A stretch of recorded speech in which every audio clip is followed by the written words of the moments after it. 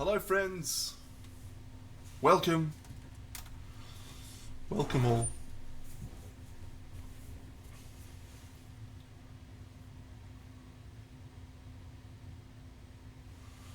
We're painting today, we're painting this thing.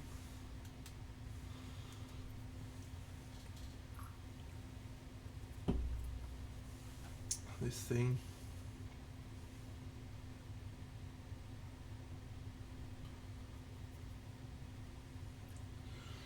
What is this thing, you may ask?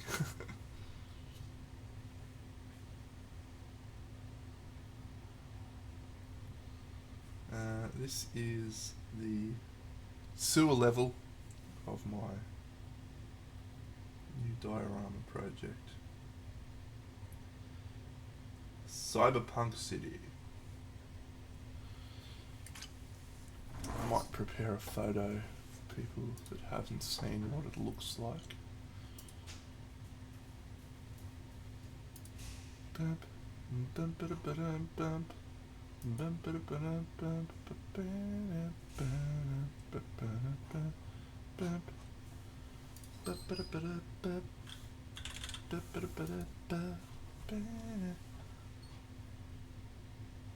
We're what are we at now? How many days till Crimson? 1, 2, 3. 3 weeks. We'll be on the final day of Crimson.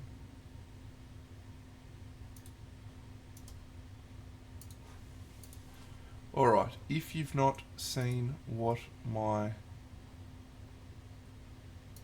I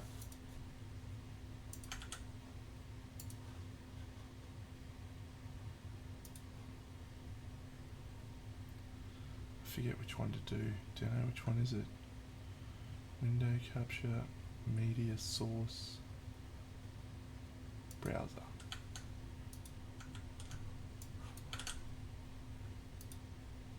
There we go.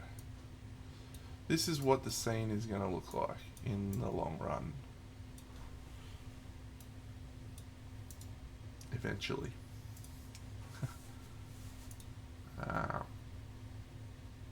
Yeah. But we're a fair ways off anything looking good. So for now, we are just tipping away on the many things that need to be painted.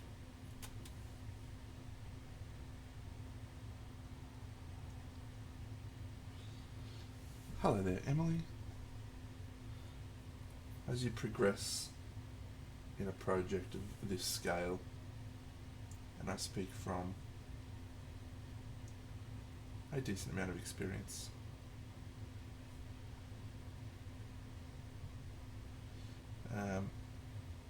it's very important not to think too much about the final project. You of course need to plan around it, you need to be thinking about what you want it to look like, but at the same time, what you need to be focused on is progress. Every opportunity, progress. Because if you start getting fixated on the end result and you look at the monumental task you have ahead of you to get to the end result, that can be very demoralizing.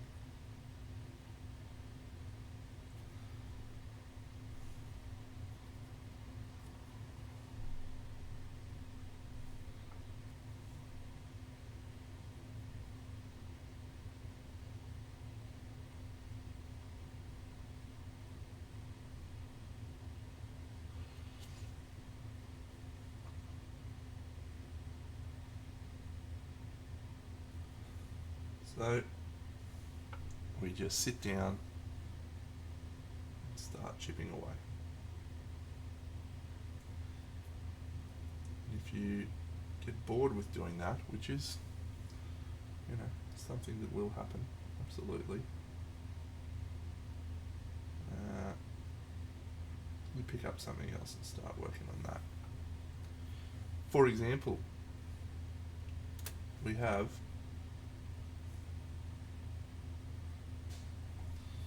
a whole pile of models sitting up there that we can paint as well.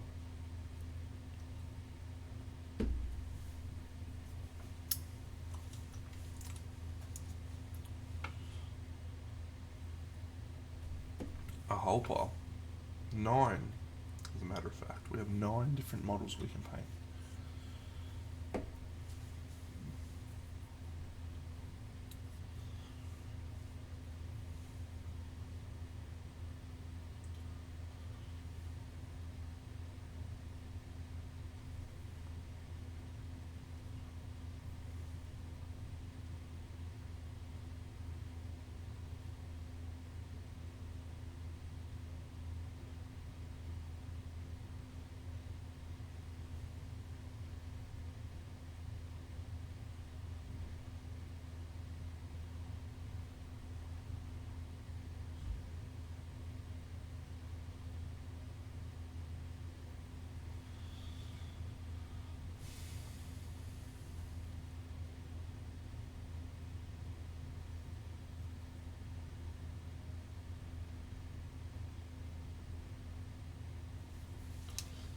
Green, green, green.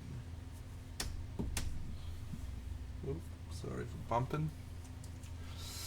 That's a good question, Doug's. In previous projects, I've had different approaches. So, for example, with Camelot, I focused on one scene at a time towards trying to progress the scene to completion, one scene at a time. However, that had a slightly different construction in that there was 5 individual scenes that had different color palettes and different approaches to I suppose we can turn a palette on, I guess, and different approaches. So in this one, we do have a similar we do have a similar thing in that we've got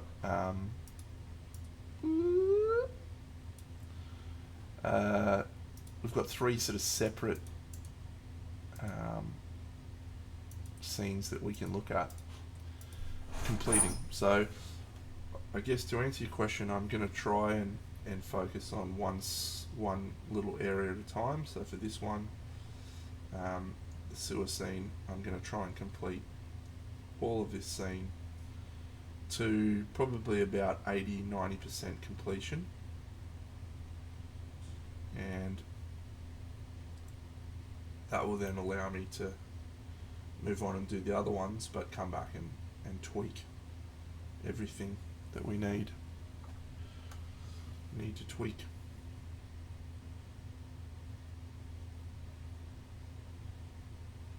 But I do think you've got to stay flexible when it comes to this sort of thing.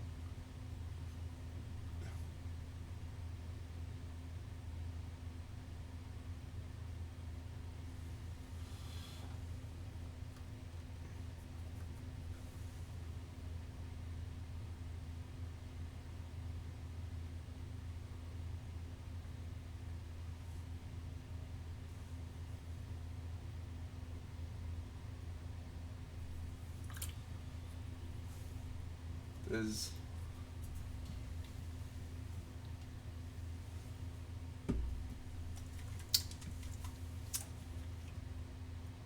a whole pile of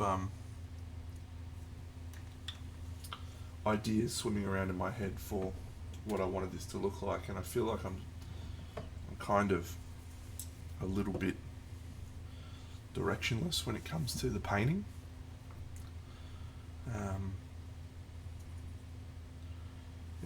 There's so many so many ideas I've got, neon colours, but I think for this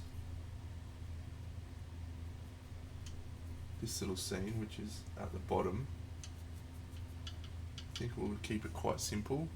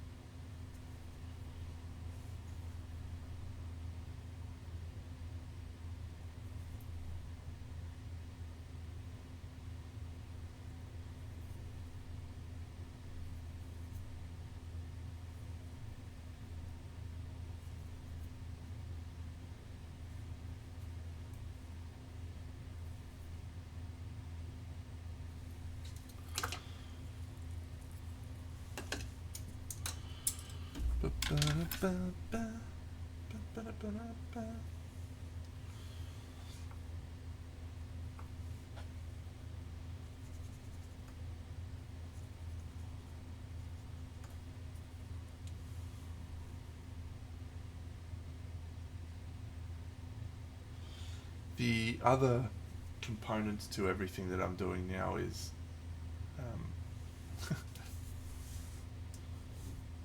we have actual LEDs that light up and will influence all of these colours in a completely different way. Far more so than any other project I've done. The vampires, it had minimal impact on the figures, but the lighting on this one is, particularly this scene, is going to be far more dramatic and impact.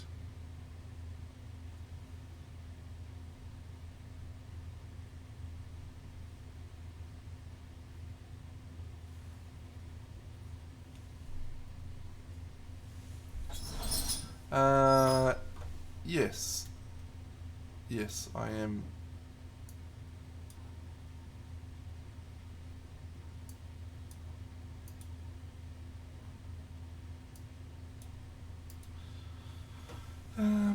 Let me just go and do something that I probably should have done a while ago.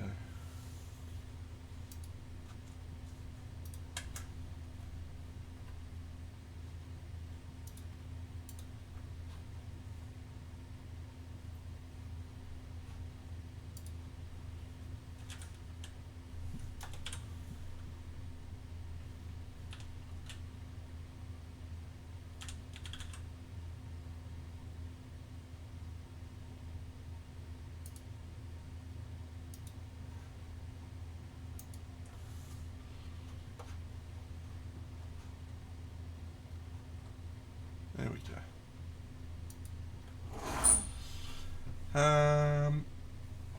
What special effects am I thinking of doing with the lighting?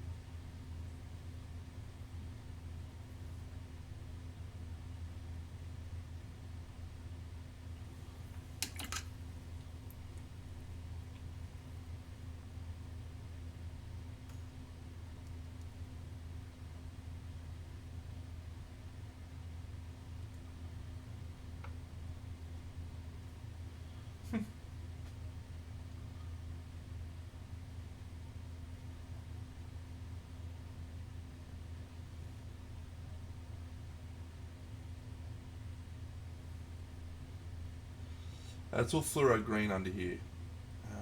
I bought a black light. I bought a giant black light, and I was planning on using that for this whole scene. Not this whole scene, this whole diorama. I was planning on having it attached to the side so that you could turn off the actual lights, and then you could have a black light, which would light up the scene in a completely different way.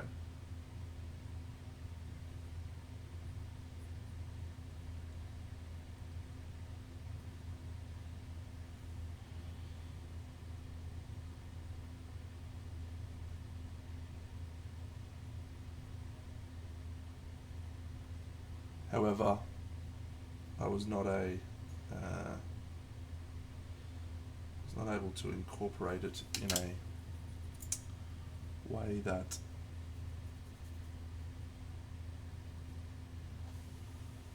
made sense.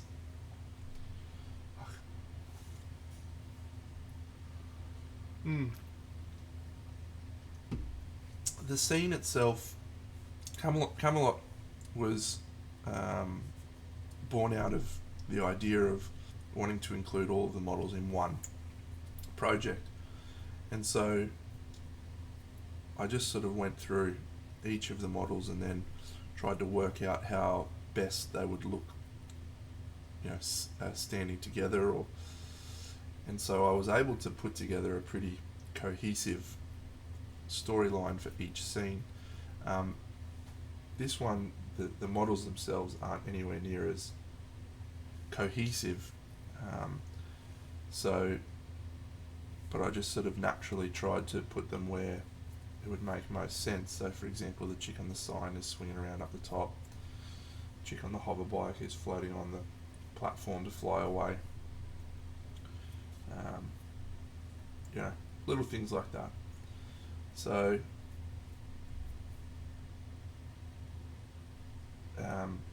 there is no cohesive story. Hello, Froths. Tying the whole thing together. But in my mind, and I like to just, mull over these things as I'm ticking away on the many, many hours of painting we have ahead of ourselves. These three chicks down the bottom, they're part of a gang, a sewer gang, that are, working together, probably slightly poorer than everyone else.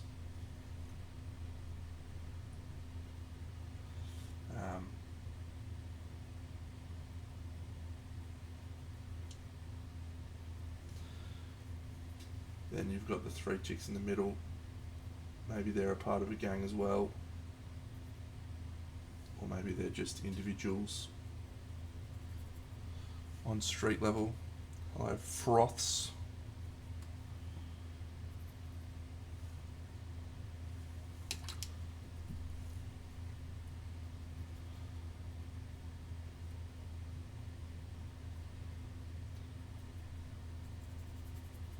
But I think part of the fun of doing a project like this is just amusing yourself as you sort of plugging away with little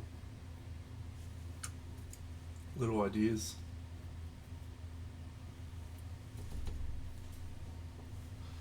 Little ideas for what's happening and why they're happening, and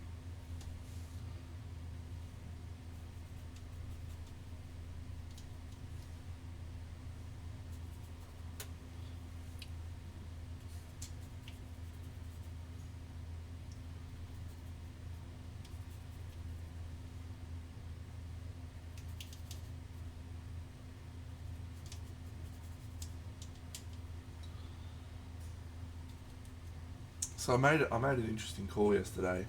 I was up until I sat down and started painting this. I had in my mind planned that I was going to do true metallic metals for this diorama. I haven't done true metallics for quite a while, and I like painting true metallics, but I was thinking to myself, yeah, true metallics will look really good with the LEDs. Like, it'll create some more visual interest because it'll sparkle as the LEDs hit it. And then I started painting and I was like, yeah, I guess I'm doing non-metallic metal.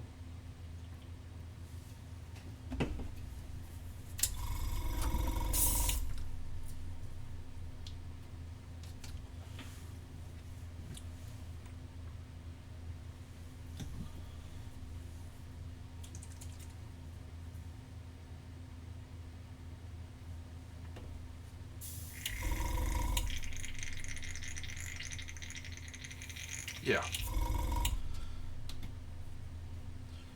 I mean, I go so far as to not even planning colour schemes and, anything like that. It's all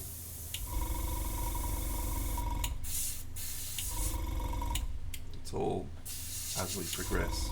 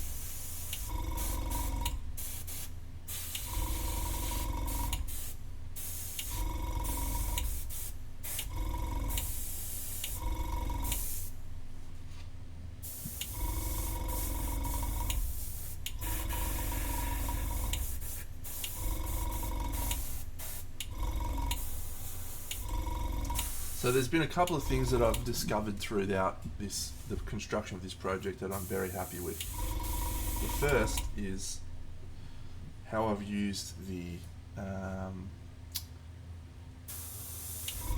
filler that I use to create very believable concrete pillars. I'm extremely happy with this concrete pillar, particularly this one back here. It looks exactly like a concrete pillar.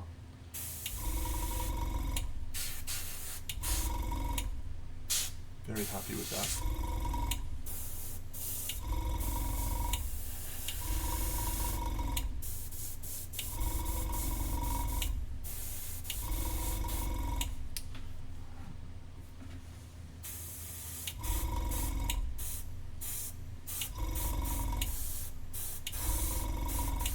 Said there were several things I was happy with, didn't I?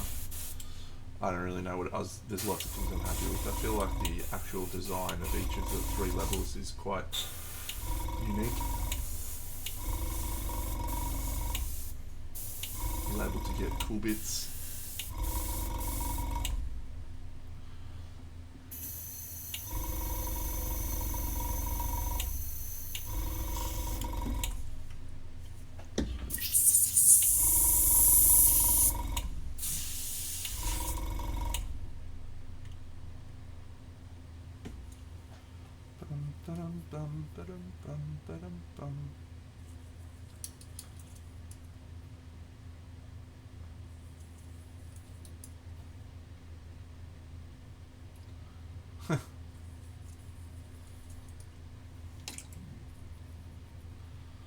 Concrete jungle where dreams are made of. There's nothing you can do.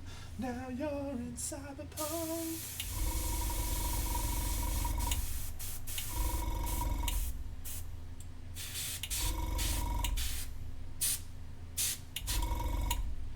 These streets will make you feel brand new.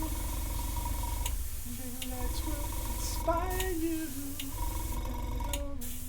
New York.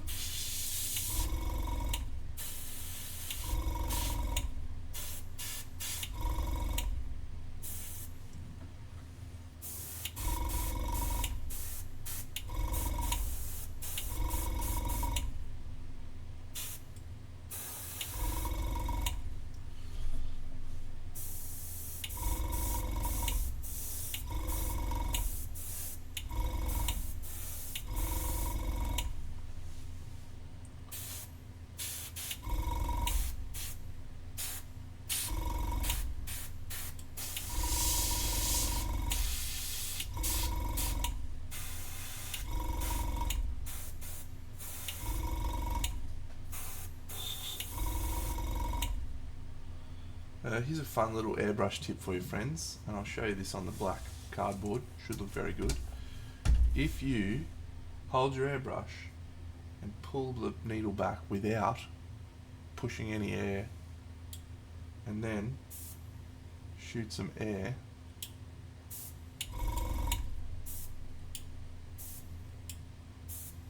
you get spatters, which can look very good for a lot of things, but one thing it is very good for is creating irregularity.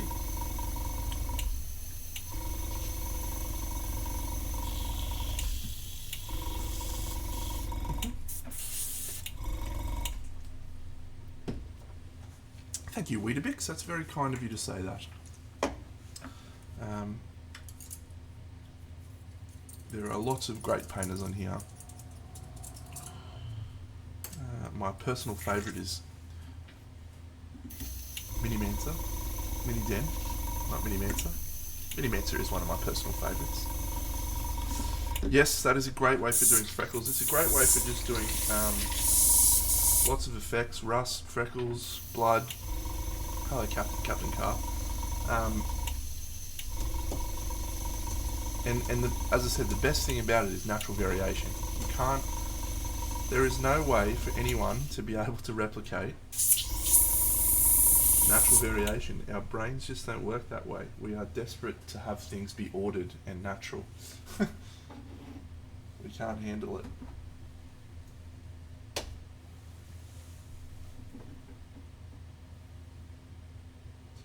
Captain Carp, you're wonderful. I hope you're doing well.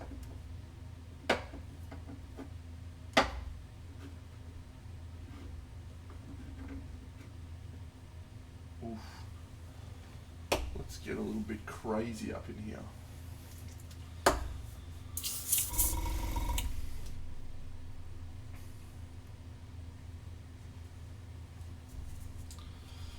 Whip, whip, whip, whip, whip, whip, whip, whip, whip, whip, whip. I'm sure it has almost been a lifetime, mate.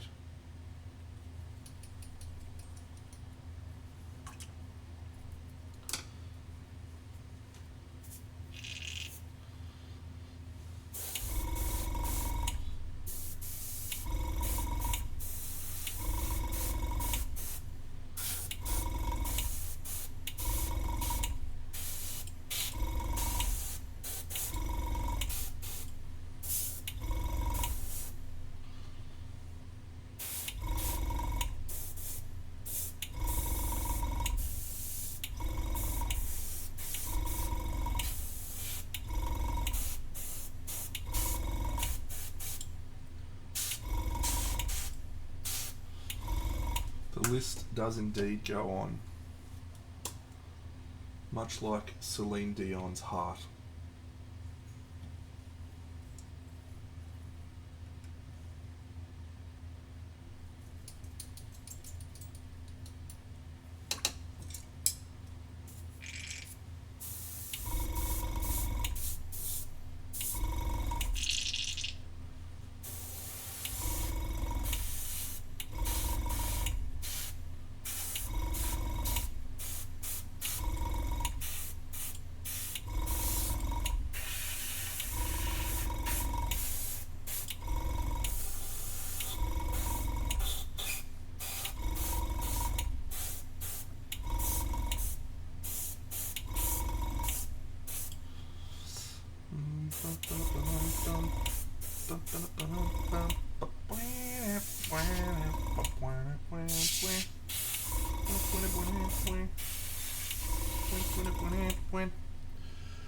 No, that's I'm very much appreciated, mate. Look, I'm not an expert in many things, or anything really, so it would be foolish of me not to graciously appreciate any feedback or support anyone chooses to give. And the idea that you sent through was very cool.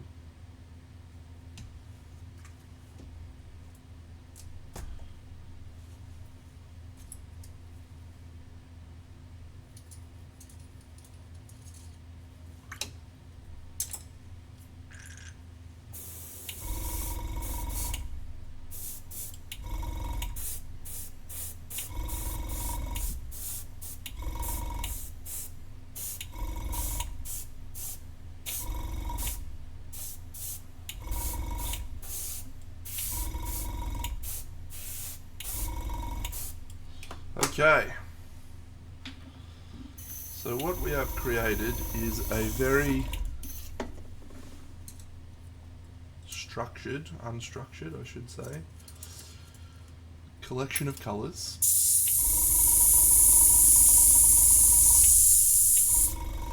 And what we need to do now is do some black lining and some actual highlighting. But first I think we need to paint the ground.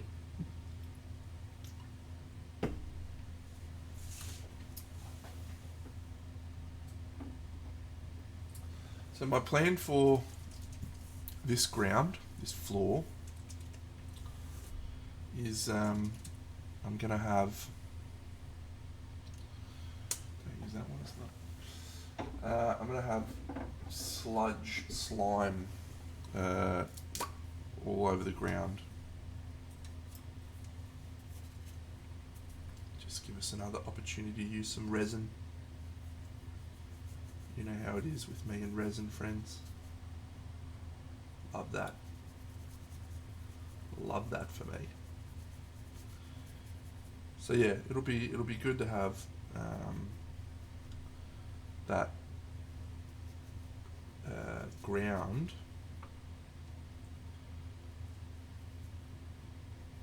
glistening and glimmering. So I think that will add even more visual interest to the LEDs.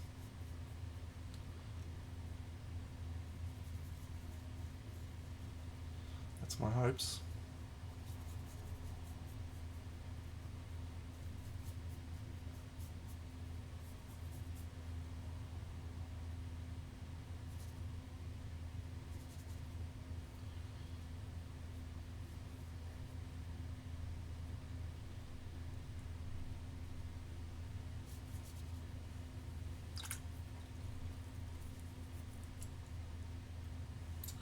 So yes, we'll have a toxic green sludge on the base.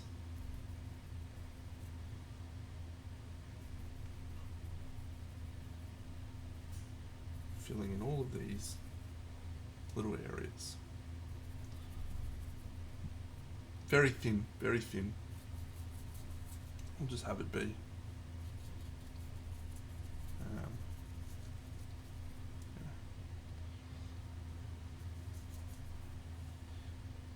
50 millimeters, 5 millimeters, half a centimeter thick.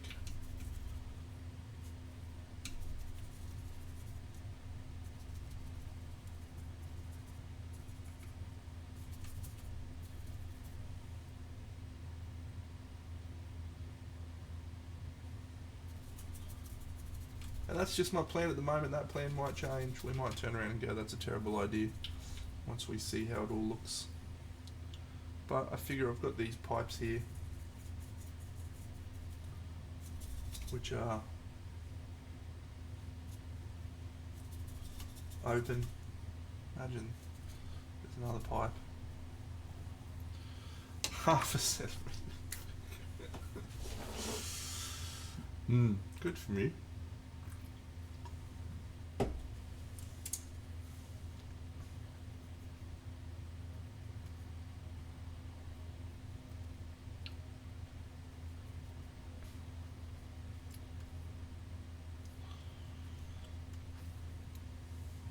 Mama's dickhead.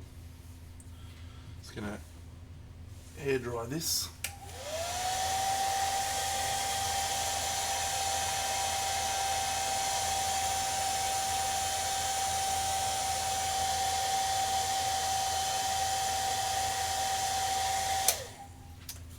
Alright, so I'm going to do some black lining.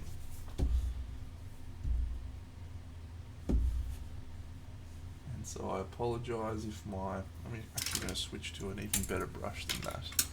So I apologise if you do not get a great view of this. It is quite challenging, I have to say, painting this type of size project on a stream.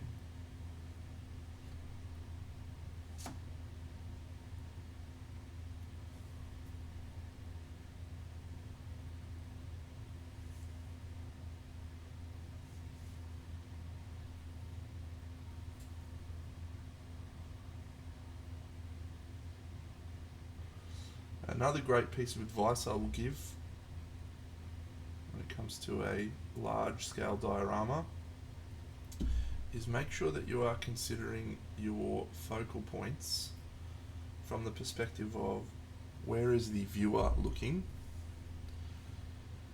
Oh, that's a good thought. Where is the viewer looking and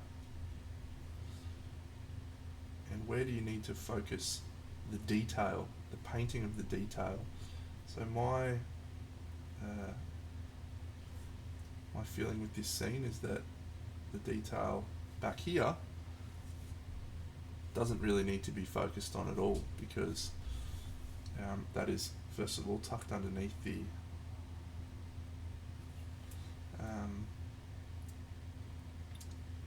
road,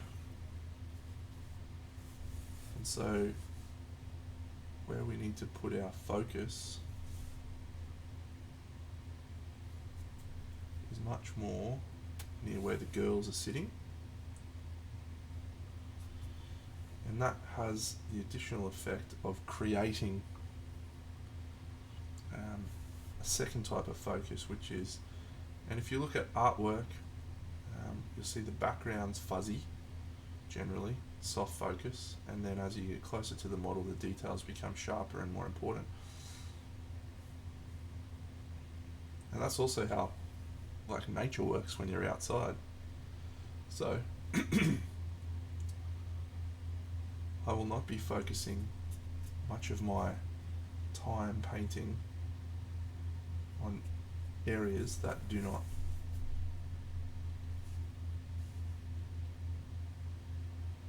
exist very close to the figures.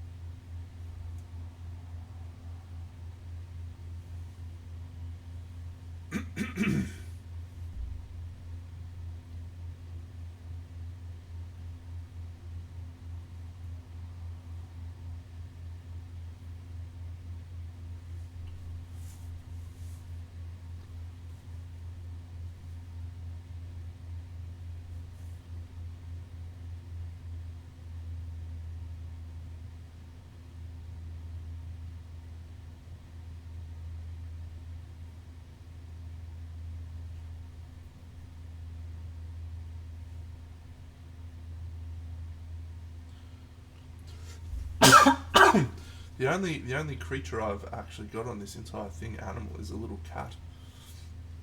So some rats could be really cool,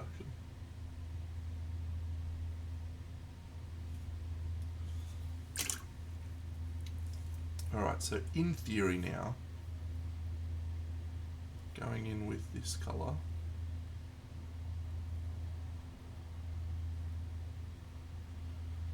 should make parts of this scene look very much like metal. In theory.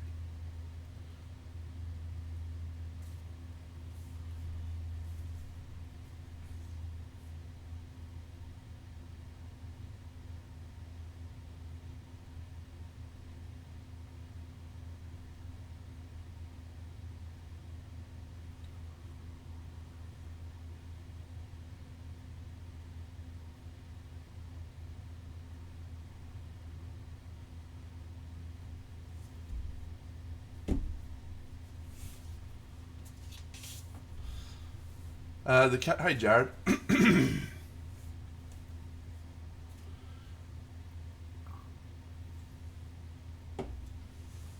No, we have a cat. We have a cat right up on the top. It's on the top floor, sitting in a pile of junk.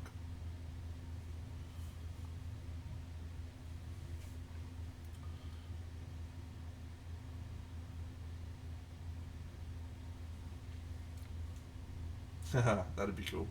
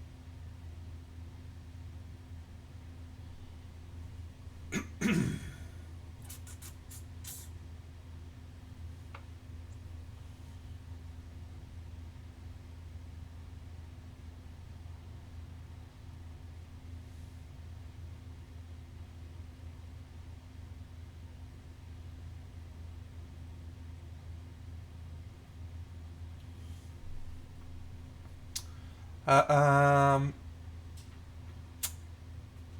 I won't say no at the moment. I won't say no. It's not going to be ready.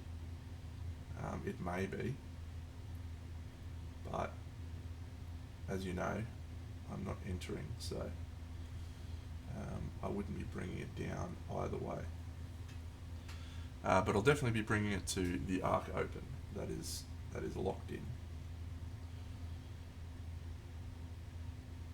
And also probably the Guild's Inn.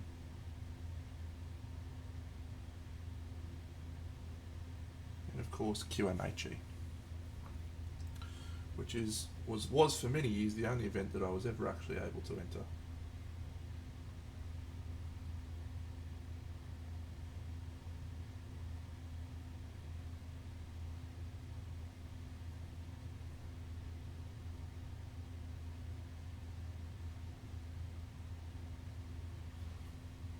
Hello there, Buxo.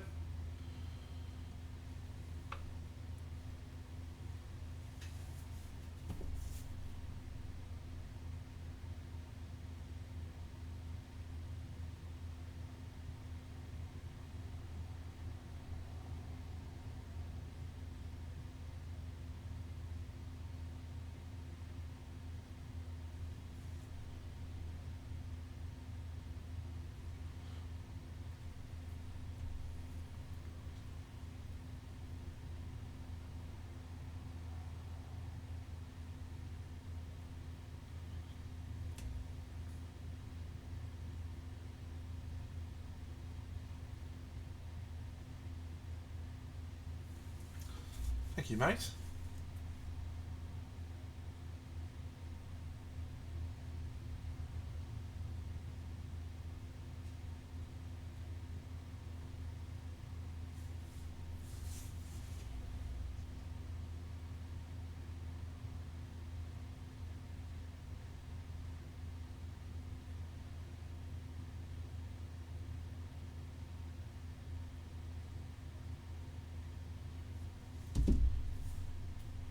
Hopefully we will get to a point where it looks cool with models on it.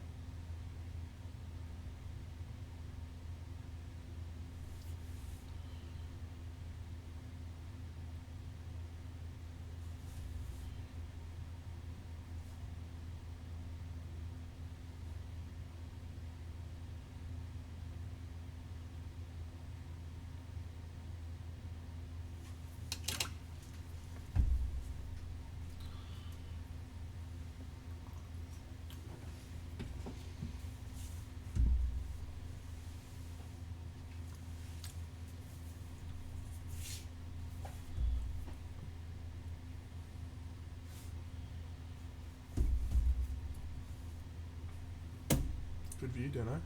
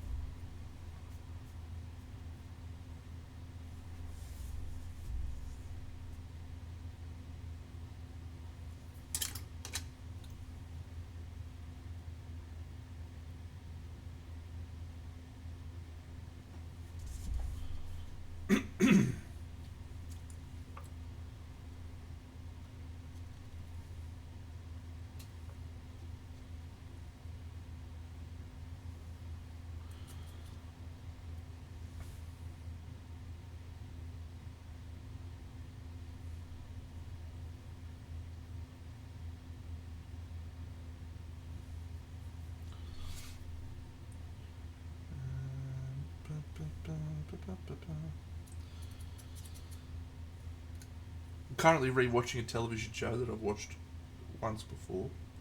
At Andy's recommendation, I might add. It's a TV show called Black Sails. I'm rewatching it. People that are regular viewers of the channel would know that I do like to rewatch shows on occasion. Mostly because I don't really watch them. Generally they're on in the background whilst I'm puttering away with things like this. So the familiarity of something that I've seen before I find quite relaxing. But is absolutely just making me want to paint some pirates. And make a pirate scene. I love pirates. Yar har fiddle-dee-dee, you are a pirate.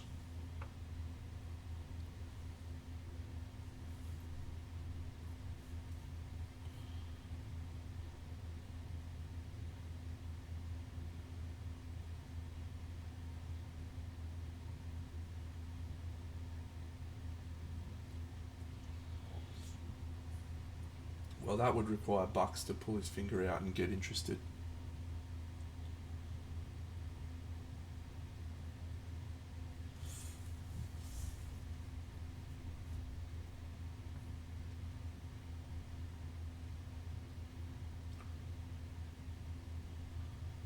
I do have another Orc diorama that I've got, has been sitting on the back burner for a while, but maybe that one will get pulled out this year as well. Look, regular friends of the channel would know that my painting over the last 12 months has been quite up and down. We've done some fun stuff, painted some good models. You know, I painted all my Kingdom Death stuff. We had my Aeon Trespass videos. I did limited display work this year, last year, because we're in a new year now. Limited amounts of display stuff. We did, of course, finish the Zodiac diorama and, you know, quite a few projects along the way. So it's not fair to say that I didn't do any display painting last year, but certainly my display painting focus was significantly lower than other years. I don't want to make any promises, but I'm feeling quite energised for painting display stuff at the moment. This is the creativity that I've been able to, well, maybe not creativity, but just the Athena. Yeah, a few bits and pieces of paint along the way. Yeah, this has really got the juices flowing. Putting all this together and watching my pile of models sitting up there get very, very small all of a sudden. I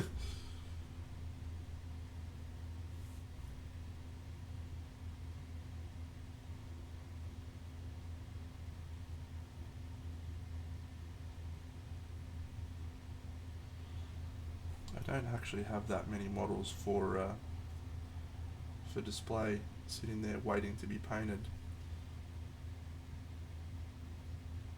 I like to keep that little collection trimmed, taut and terrific.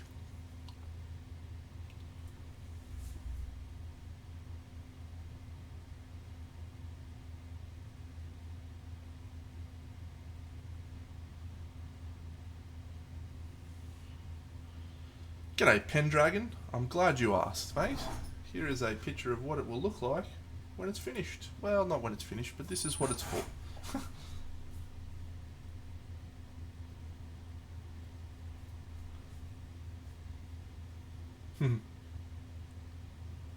Should take something of yours.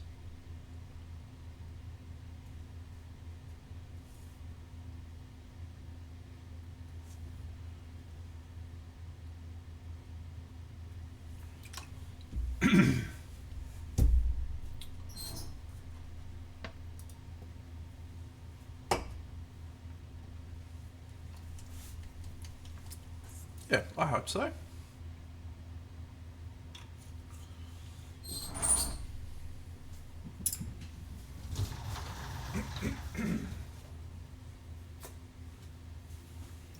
Spongy, spongy, spongy. Oh, you fucking idiot, Dano. What an absolute spud. Wet sponge doesn't work all that well. I can tell you that.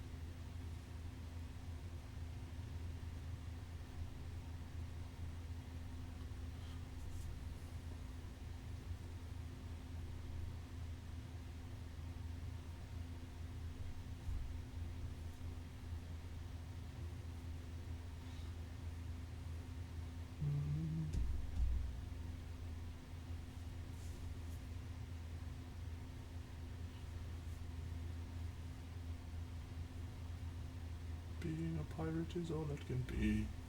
You are a pirate.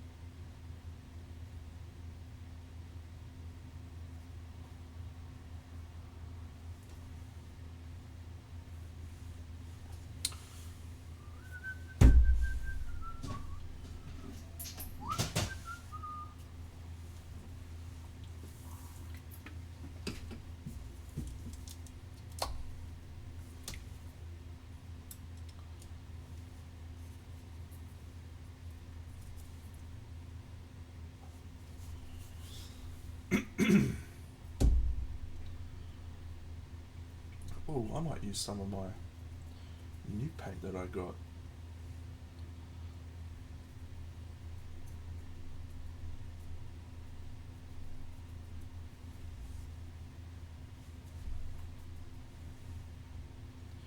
I bought some of this paint the other day, and I don't recall actually using it yet. Or maybe I did use it, but I didn't use it well. This stuff. Oh yeah. Rust, water soluble, dirty down.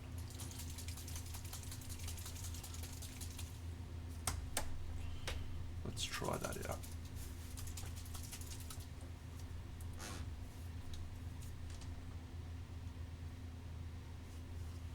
How do we use it, I wonder? Yeah.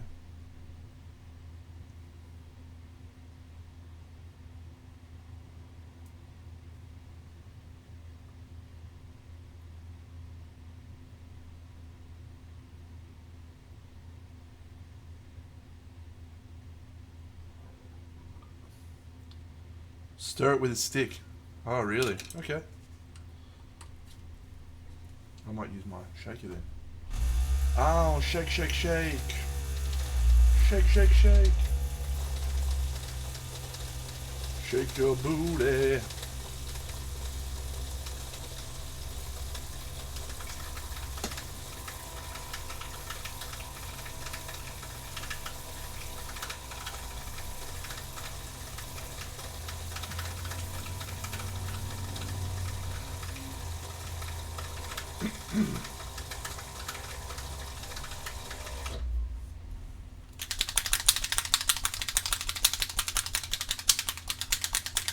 I didn't even know there was a shaker in there.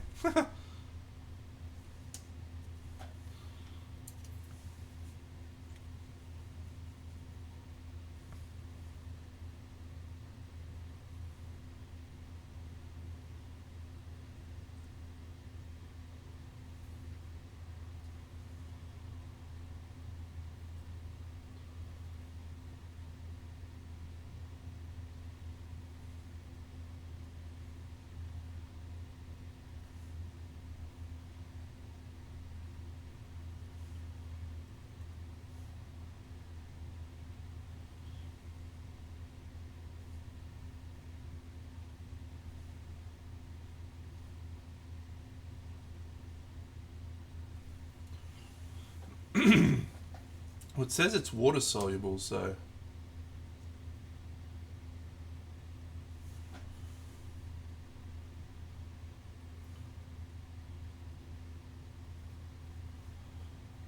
don't know.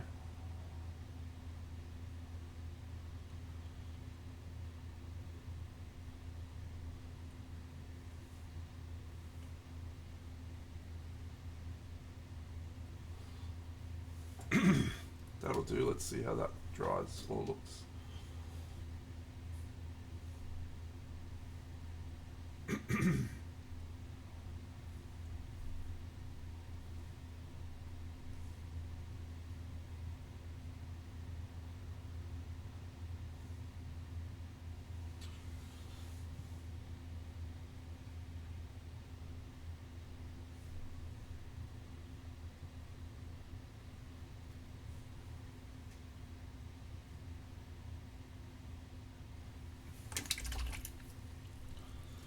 Don't know. Got to try these things. That's why we buy them. Give it a try.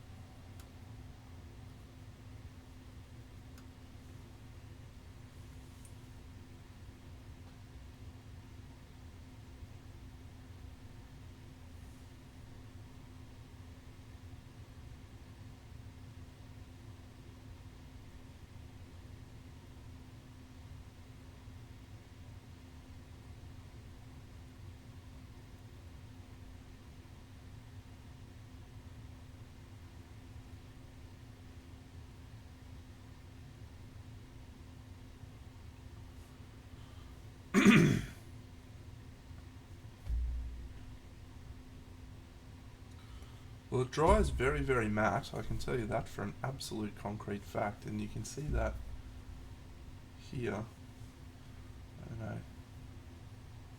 Very, very matte. So that's interesting.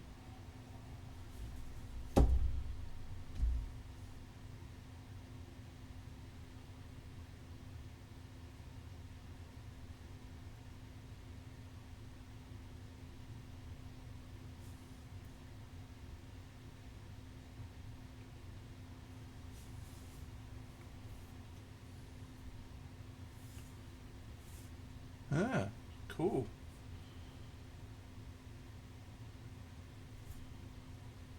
This bit down here looks cool. Yeah, that looks awesome.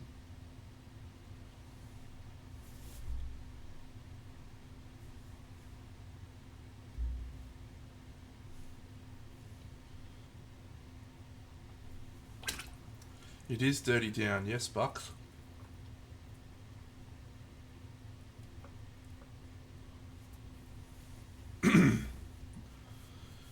Okay, the moss stuff. Let's get a little bit of blue. A little bit of verdigris.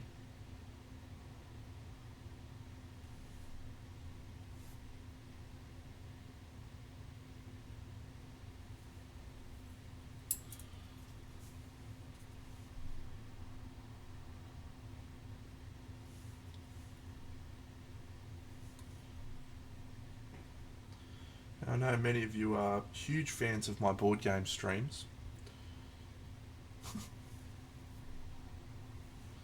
And by that I mean 0% of you are huge fans of my board game streams.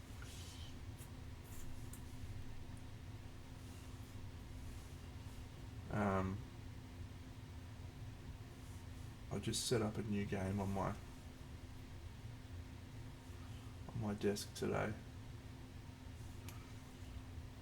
which looks absolutely wild.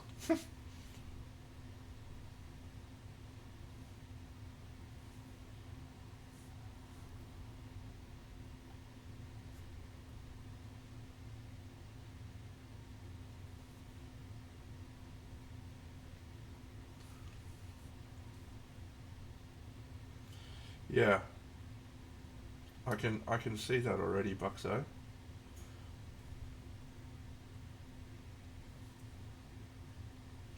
We've got we've got a nice little rust effect over here, and I'm happy with that. Um,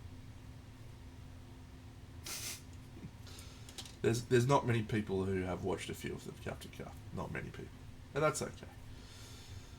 Um, the great thing about the way that I've approached streaming in my free time,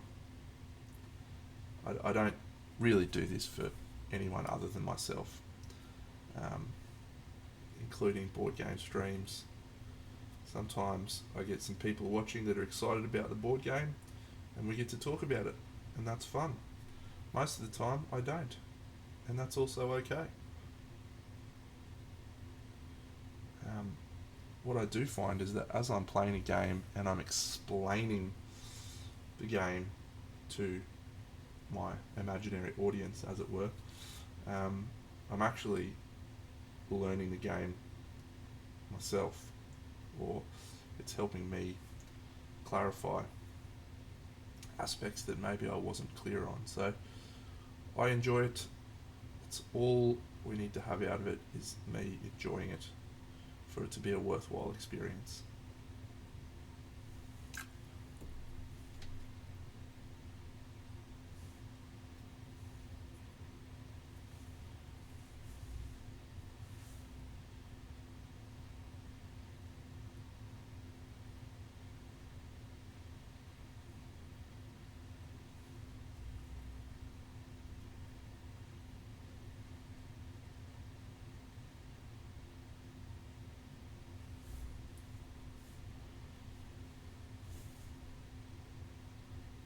And it's quite a nice thing to just be able to go, you know what? I'm excited about doing something, and so I'm going to share that with other people. One of my painting acquaintances, a very young Ben Layton, he's a wonderful example of that.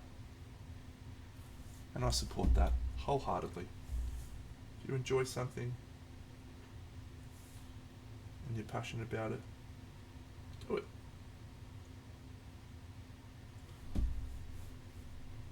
Life's too short.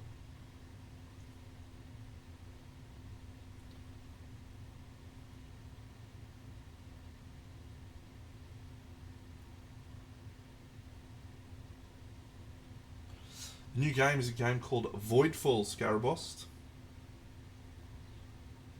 It is I would say, complex Euro space battles game.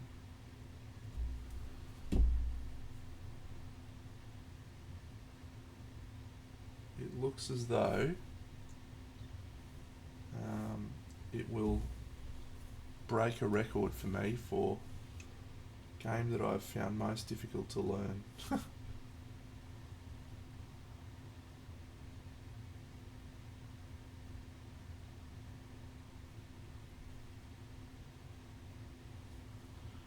Maybe I should put some dirty down on this thing actually.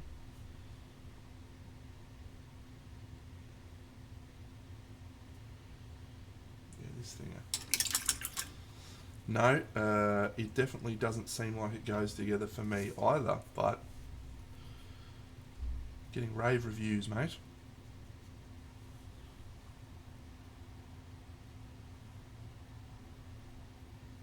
Absolute rave reviews.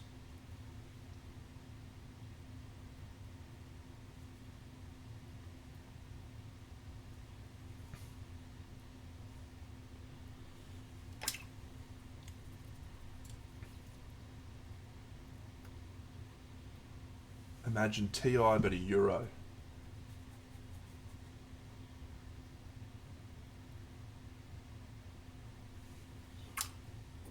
This whole thing is a bit too bright. Yeah. Absolutely wild.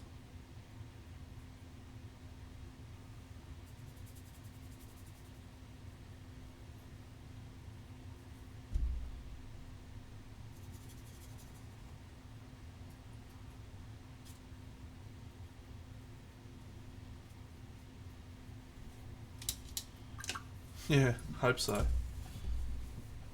I've actually not decided if I'm gonna stream it at all.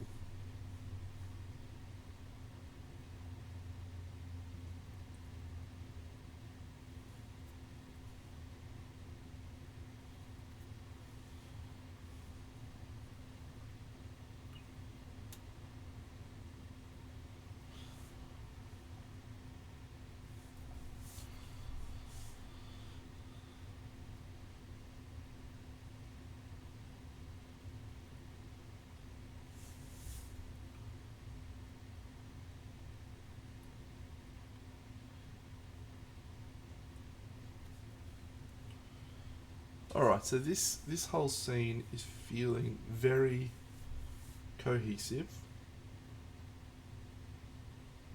and feeling very environmentally accurate. However, there is no real actual areas of colour where there's a solid colour. So I think we need to change that.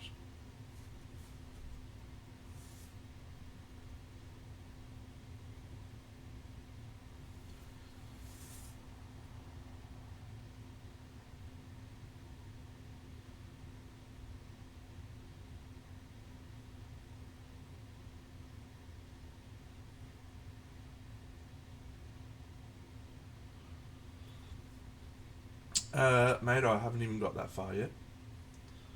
All I'm doing right now is focusing on this little underground scene.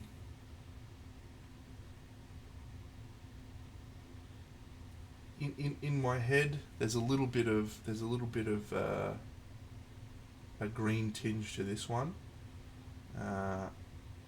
The middle one is going to have a little bit more of a magenta tinge, and then the top level is going to have a little bit more of a blue tinge, but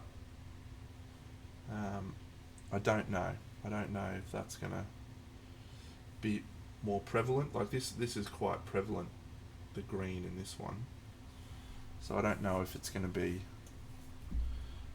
same level of prevalence in other scenes, or I mean, right now I can't even answer to you if this is supposed to be green light, or if this is just supposed to be moss, greeny moss sort of things, or like it probably feels like light at the moment,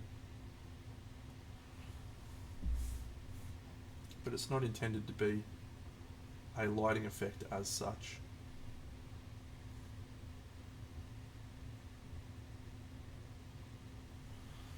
Alright, solid colour. Where do we want to paint a solid colour?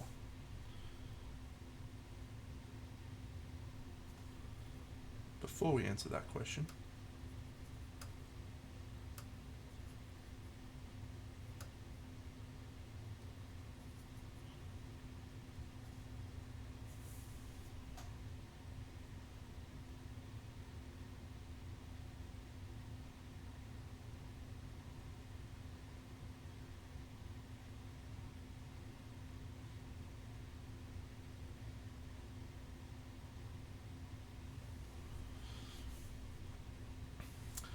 yes, the ground for people who missed the start. So we are going to do a layer on the ground of resin, which will be tinted green. And the reason we're doing that is there's some open pipes, but also it will hopefully look really cool when the LEDs are turned on and there is some shiny stuff on the ground that will hopefully make it look even cooler. So the LEDs underneath the road level, the sewer level, they actually flicker. They flicker back and forth. Yes, let's do Shredder. What a great idea.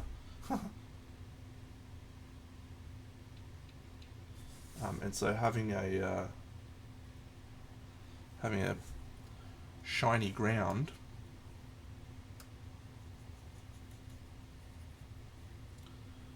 that has just some texture on it, I think will make for a very interesting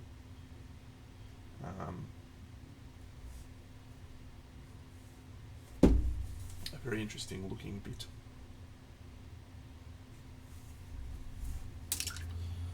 How did we go with this dirty down?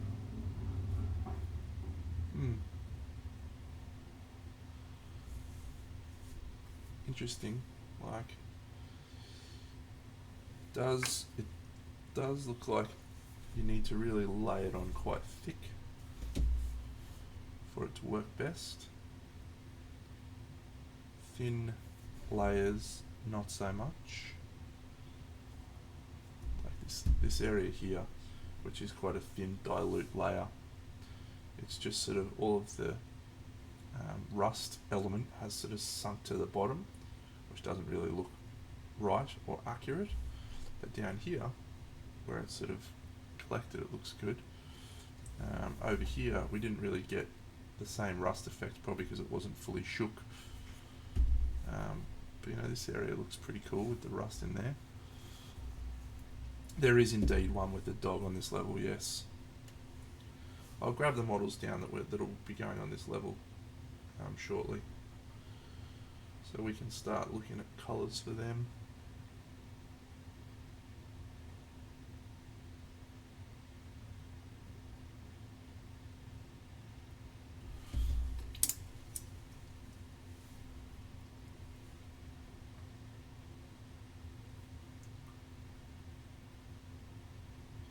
This looks like an area where there should have been some rust, Deno.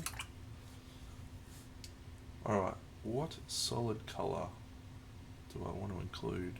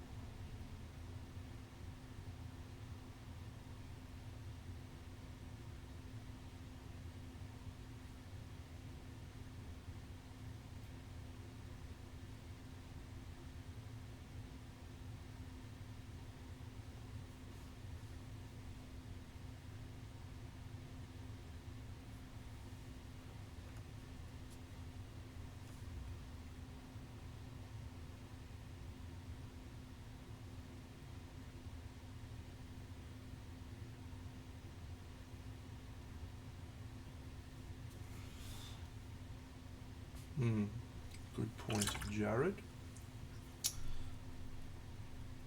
I'm going to grab the chicks down and we'll have a look at them. So, what do we got? We got this chick.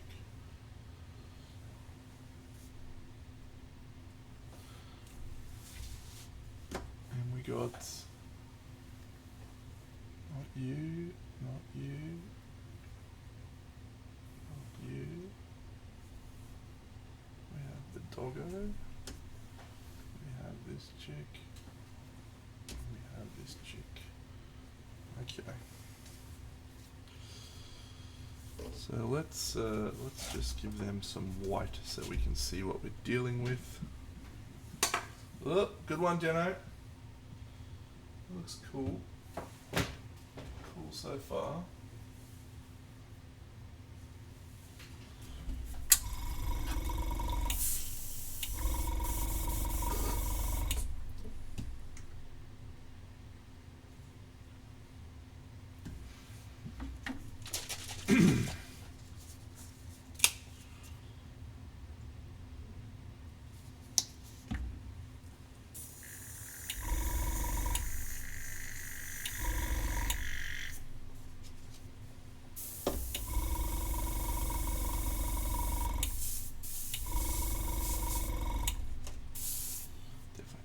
Brush clean.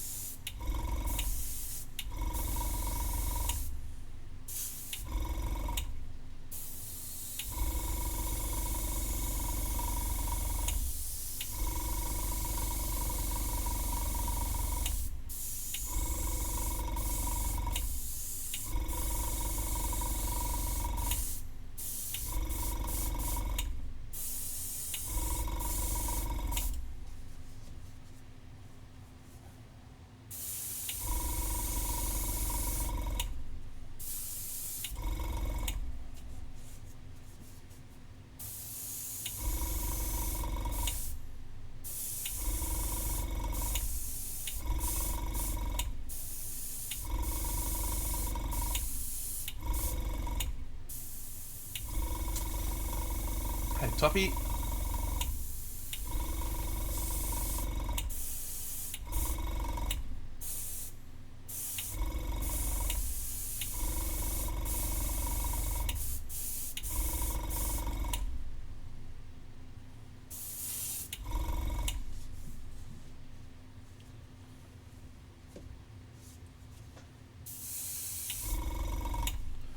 Alright, so let's have a little Bo Peep. Maybe we'll take these girls off. Actually, I don't think we will.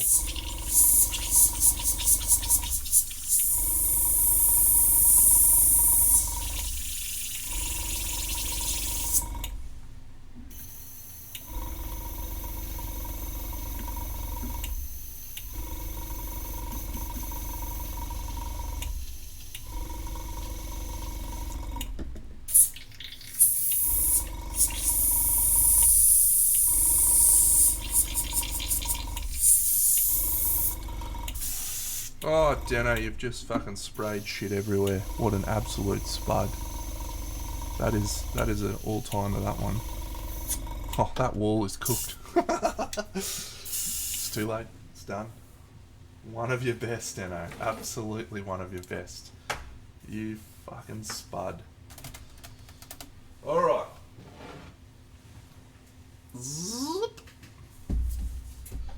So, this chick sits here. So we'll definitely put some little grass, I think, on the ground. And then we'll have that layer of sludge, radioactive sludge.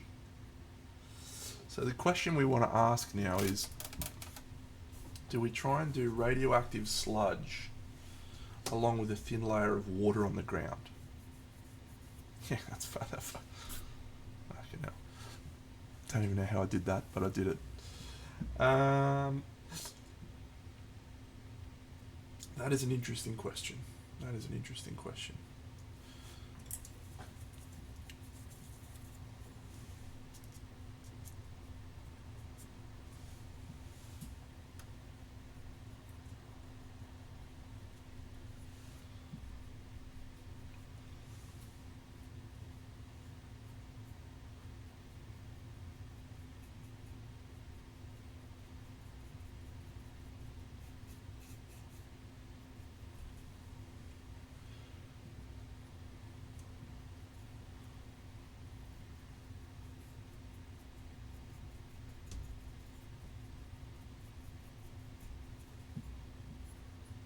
Tell me that doesn't look like concrete.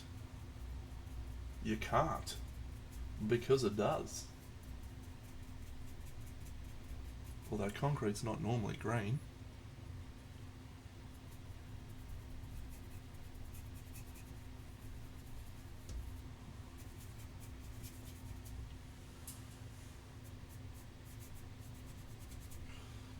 It is the future, mate. Green concrete. Okay, so we have this pretty lady standing here. I don't have a mustache, do I? Hello, Sleepy Slane. Good work, Top. There's a lot of them. Fucking hell. I think Jared's call on magenta is the right call. So, how do we incorporate some magenta into this scene? How, I ask you?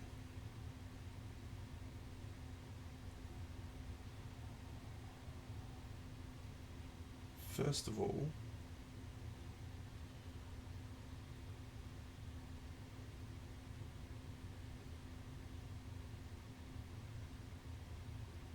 maybe I'd do a stripe, a magenta stripe.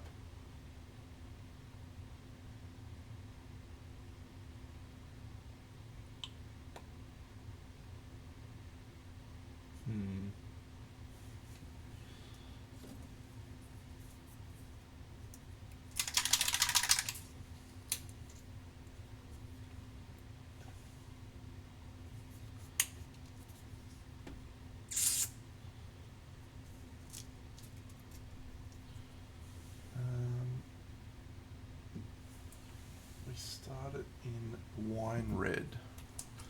No minis painted yet, mate. Just this that you see in front of you, and the minis are undercoated.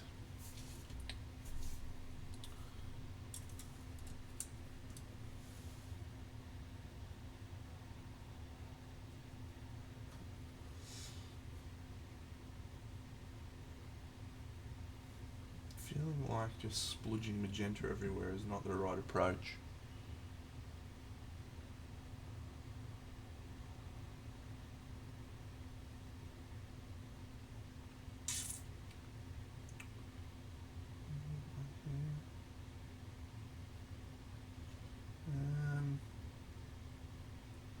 Make this ball magenta. Or just make the girls magenta. No, I think I need something to tie them into the base.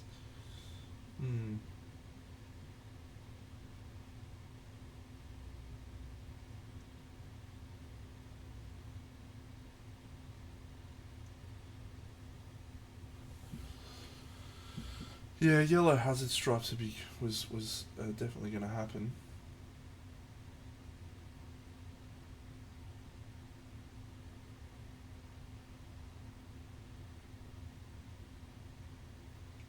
I can add after I work on the other floors, but sort of want to get this scene pretty progressed before we move forward. Alright, well the first thing I can definitely do is the eyeballs on this thing.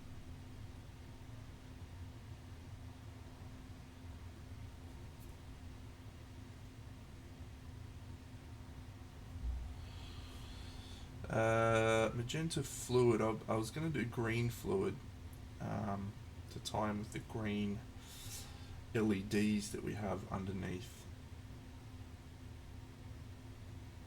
Definitely do a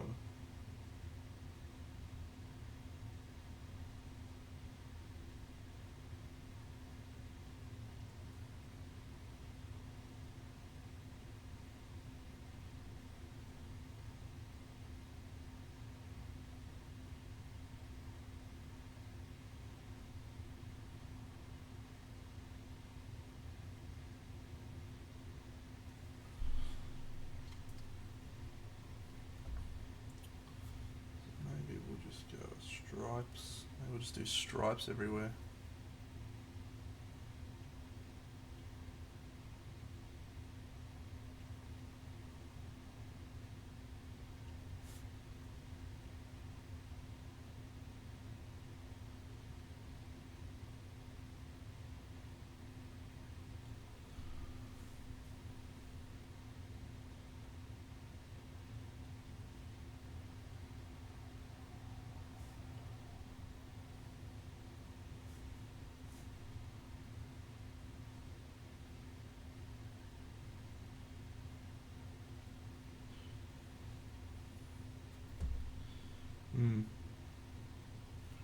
We do have a wild variety of green LEDs.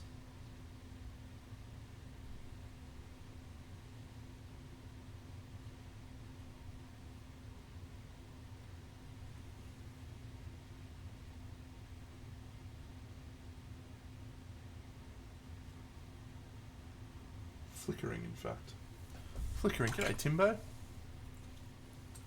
Flickering LEDs. What a fun activity we have.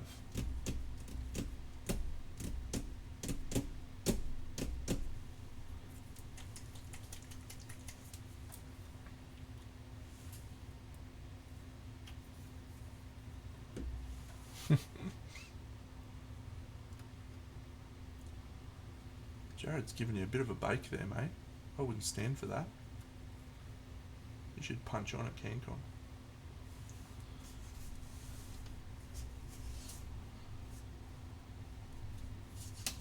I do have a mohawk. I did have a mohawk, actually.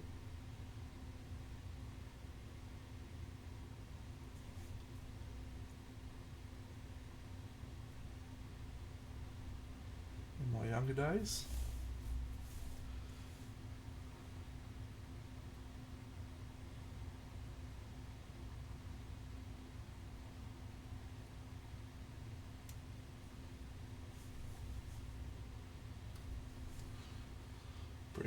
Bring back the Biff.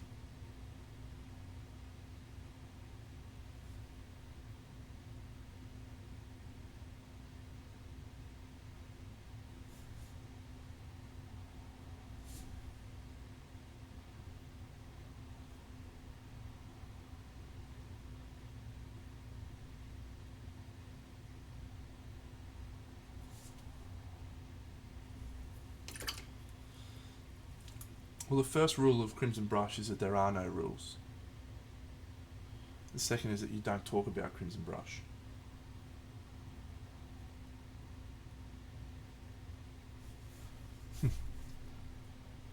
Chess boxing. I reckon I'd be absolute domination of that sport.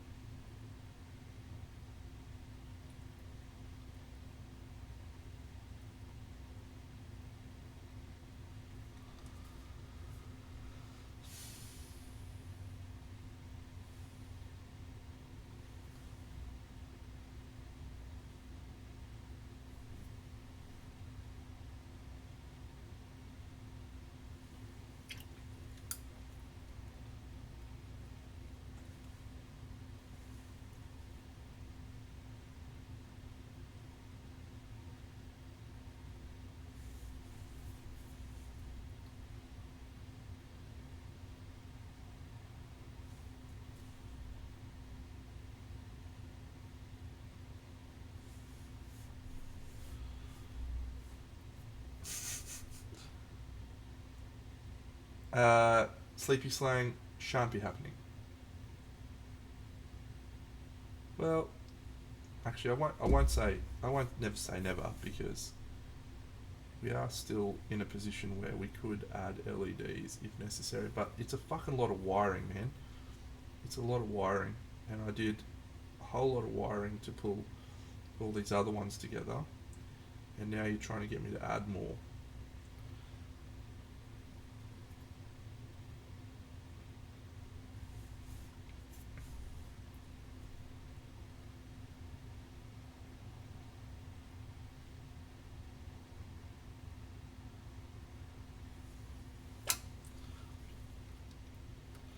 And I'm telling you, that's a lot to ask. I was wiring for about 4 hours the other day.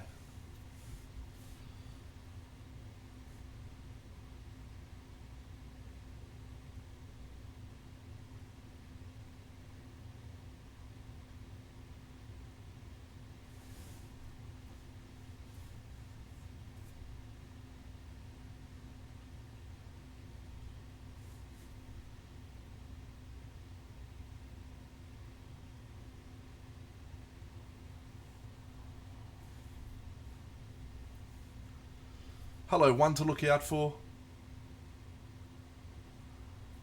I did not electrocute myself, no. I did a very good job at not electrocuting myself. I was more concerned about burning myself actually because I was worried I was just going to one time just be like, oh, quickly grab the fucking soldering iron and touch it with my fingers. I feel like that would have been a very bad decision because that thing was currently running at 700 odd degrees.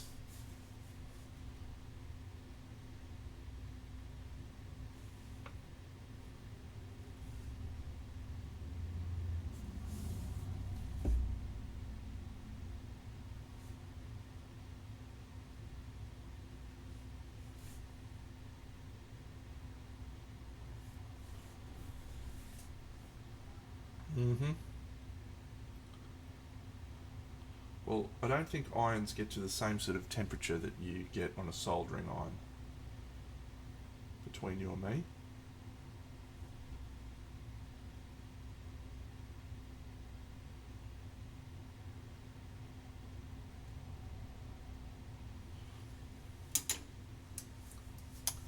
Yep, yep. It would not surprise me if you lost just about everything by using a soldering iron on yourself.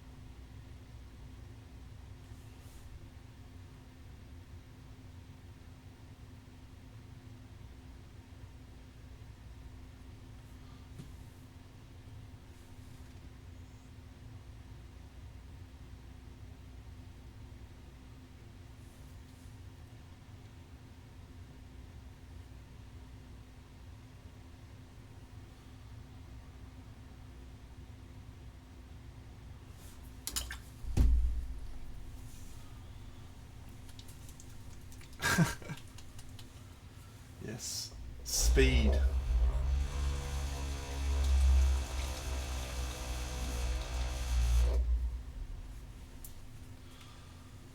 (700 degrees Celsius).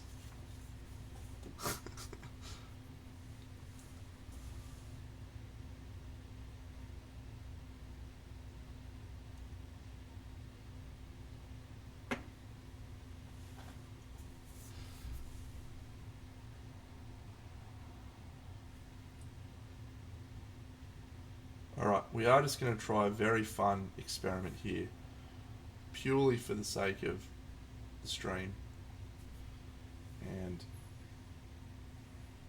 because I said I needed to do some experimentation.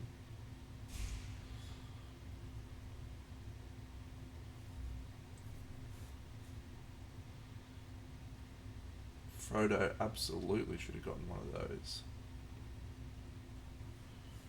Would have sorted him right out.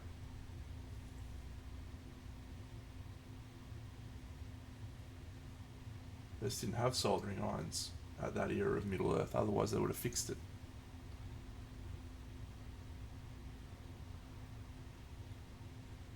Look, I've made peace with the fact that me and electrical work is a fucking risk.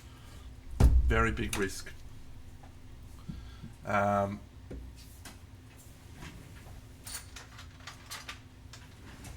But it's a risk I'm willing to take for you great people. Alright, let's try this.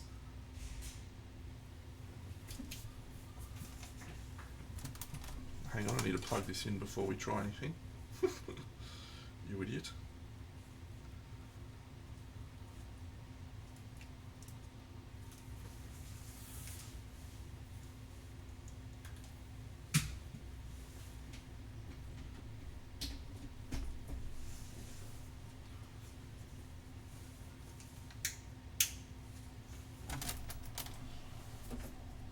Alright, you see nothing. And now I'm turning on a black light. Look at the fluoro.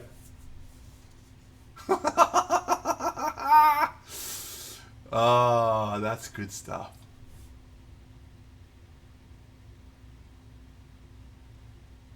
Alright, now I've got a problem. Oh my god, you should look at that orange paint at the back. You can't see how to turn off the palette. I'm gonna turn off all of I'm turning off the palette cam. I'm turning off Deno face. Look at this.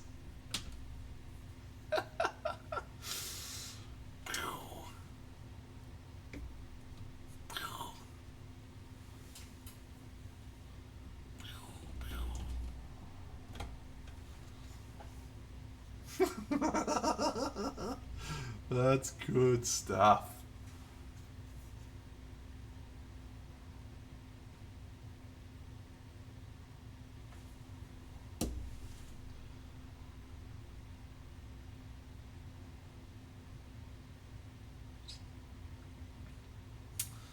Okay, well, this is not good for my mental health.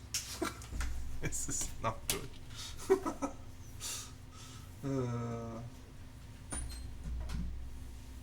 I'm going to leave that plugged in, ready to be turned on at any point. This is not good for my mental health, alright? Because, I'll turn my face back on, I'll turn palette cam back on. We all know what's going to happen now. Magenta Pikachu. Well, magenta Pikachu indeed. We are going to have fluorescent colours everywhere, like a fucking banger.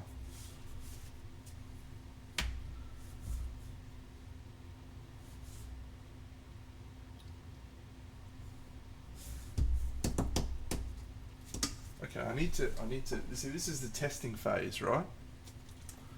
We're in testing phase. So it's okay to test things out right now.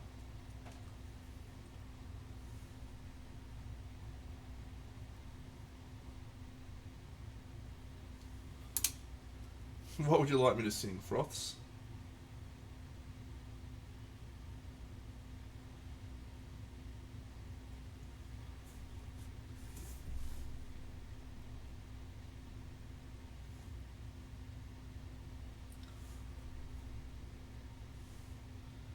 Oh, that's not a bad idea either. write some graffiti.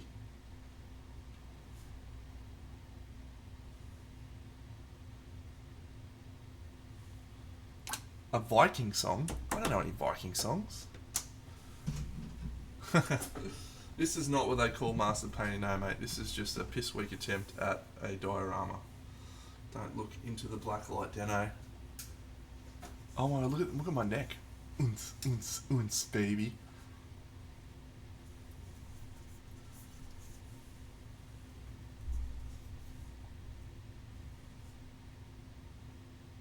Okay, so that does not fully hide it. It's good. Bird's eye fish fingers. Bird's eye fingers. I've got to put some orange on there now. This is so good. Yeah,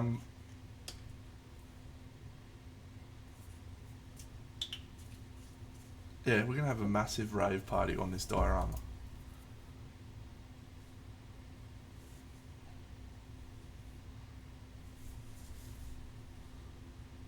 Yes, yes. I'm going to open that link right now.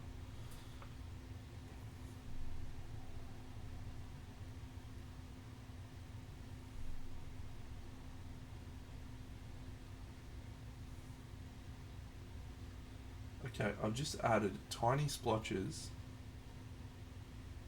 of fluorescent orange to my rust. Now, to the naked eye, it doesn't look like anything other than orange right now.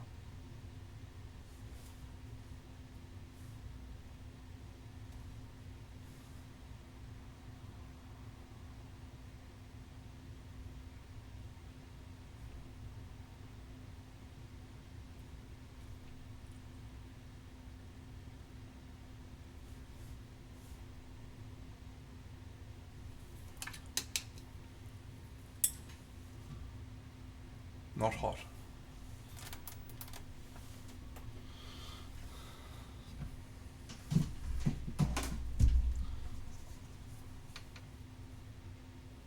Oh my god. This is the best. This is the actual best.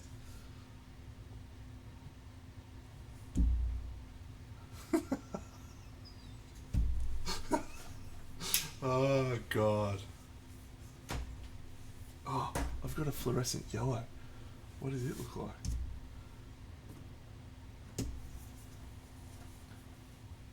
Oh! Oh god.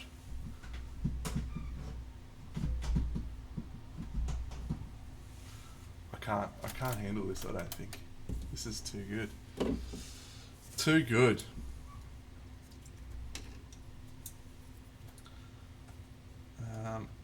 Alright, relax, Dano. Relax. It's all okay. You're doing fine. It's just a project. It's just a project idea that you're mucking around with. It's not going to be the greatest thing since sliced bread. Just relax. Yeah, don't stand up on camera is a good idea.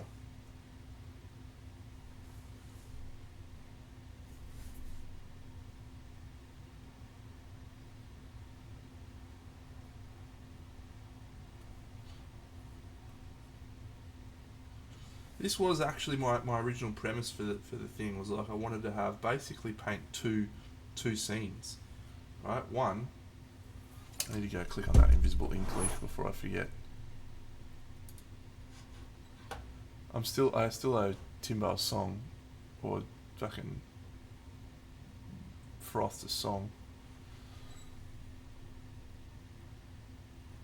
Oh my god, Glow Paint Industries. Transparent, clear.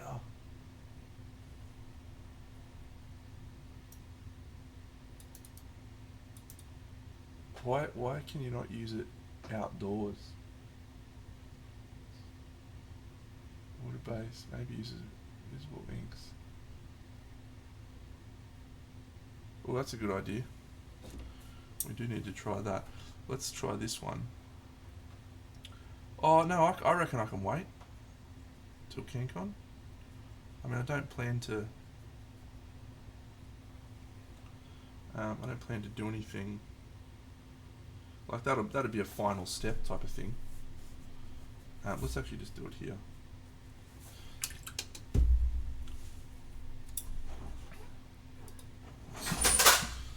Oh no, don't break your fucking blacklight, Dano.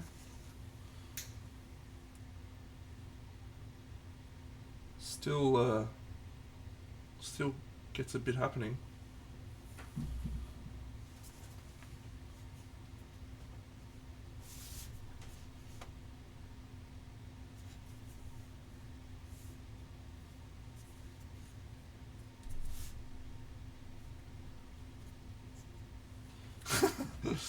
What you mean to say is that you lack the skill. And that's okay.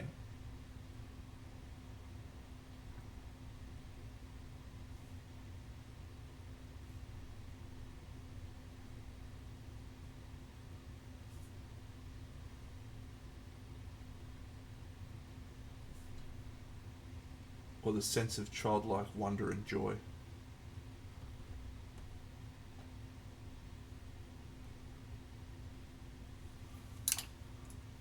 Hell yeah, graffiti bucks, and it's gonna glow in the dark. Grow in the dark. Oh god, I love this fucking shit. Alright.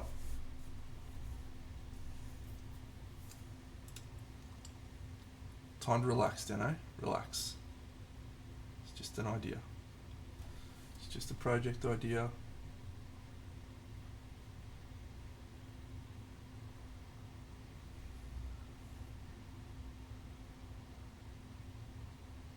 Oh, Jared, come on, mate. I'm not pointing at my face.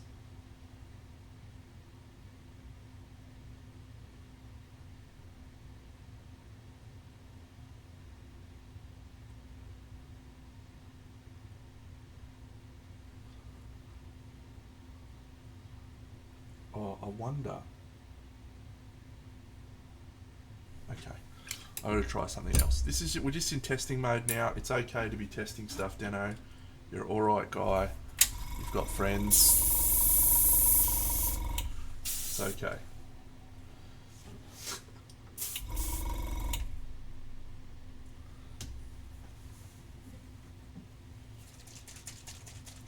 Oh, fluoro orange, yes.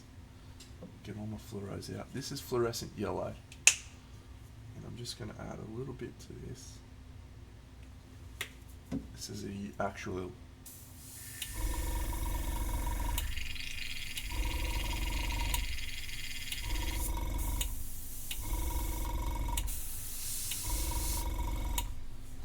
I'm just gonna airbrush a little bit here, right? So it's not thick.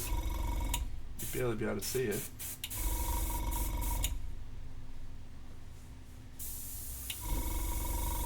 So this is a very transparent layer.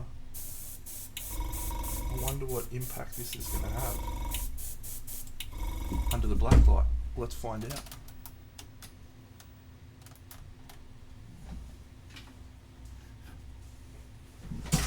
Oh, stop breaking, you fucking thing. Mossy, check this out. Check this out.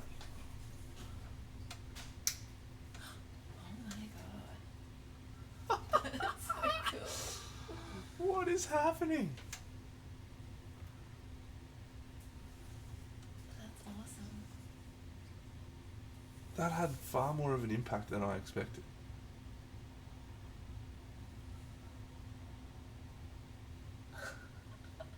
Isn't that cool? Yeah.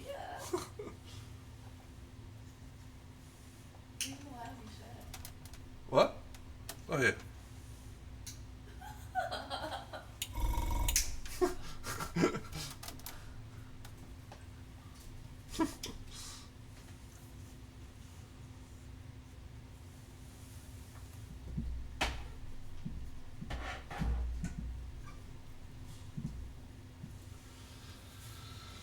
Oh, shit.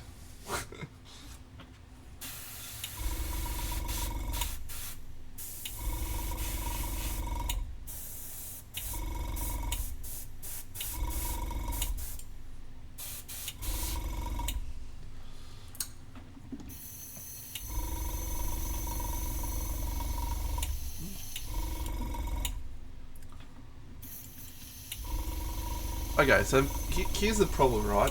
Here's the problem with my blacklight fun. I don't have a way of incorporating that blacklight into the diorama. My original plan was actually have the blacklight on the side and have it like actually be built in, and you'd be able to turn it on. So it would be like you'd have both the LEDs and the blacklight available.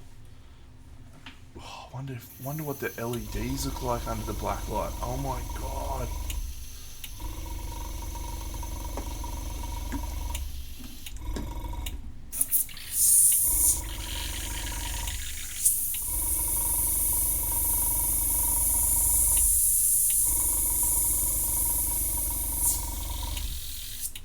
You slow down on the gimmicks. You did? This is the best idea I've ever had.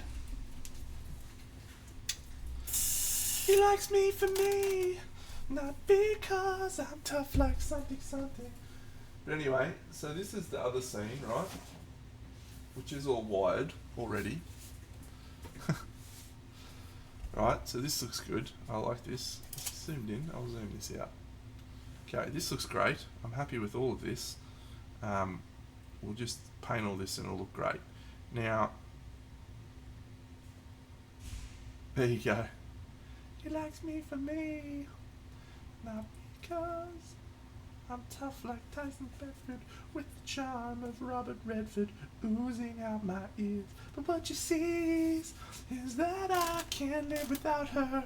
My arms belong around her, and I'm so glad I found her once again. Underneath these LEDs, underneath this, it's not free.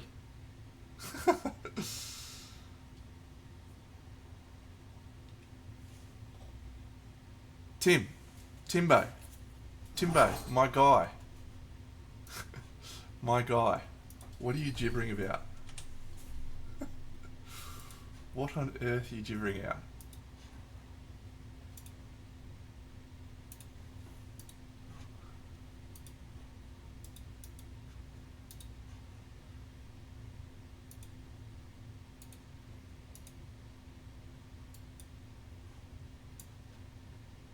Oh, Dino, you fucked everything. No, that was Jared's face. Look, I'm going to show you, alright? I'm going to show you why you're a gibberer. Yes. Thanks, one to look out for. That's nice of you. Window capture. Boom. Here we go. Click on this. Look, mate. This is what it's already wired, mate. It already ticks along like this. And it's got green flickering lights, and it's got 3 LEDs over on the left. Those 3 warm white LEDs, I've actually got a plan for them.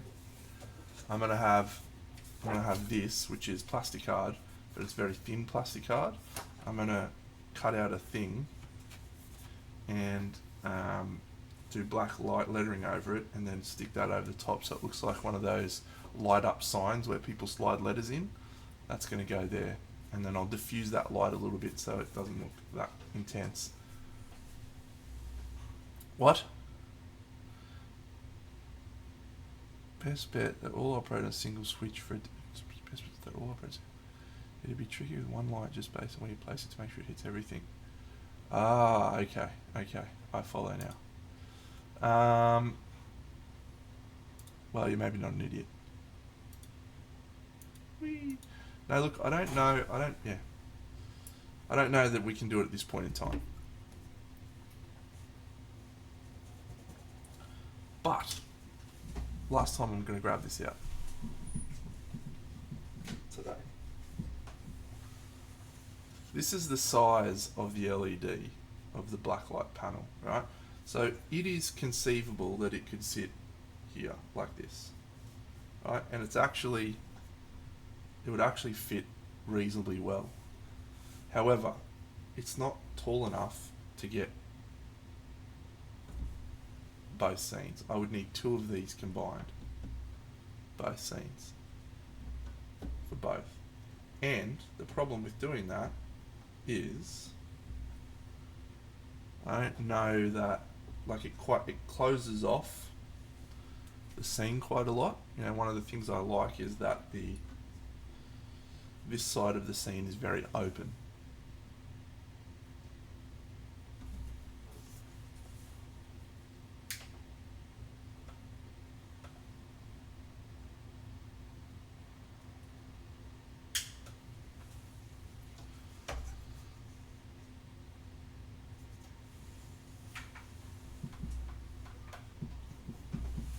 All right. That is going to do us for the blacklight experimentation fun today.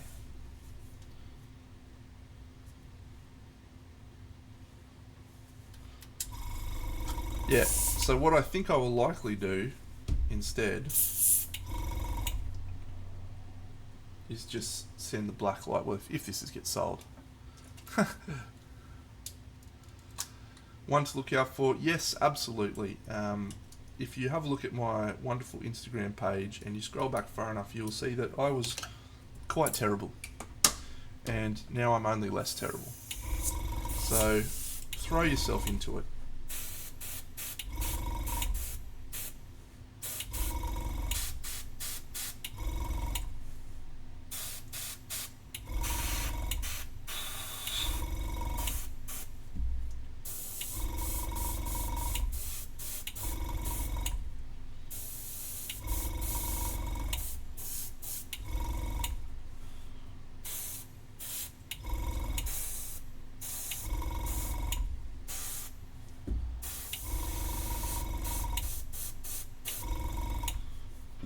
That's exactly right. Just paint, just have fun. Everything else will take care of itself.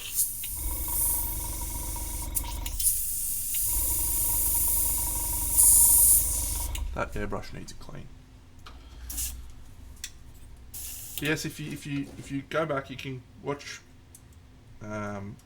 streams from me a long time ago.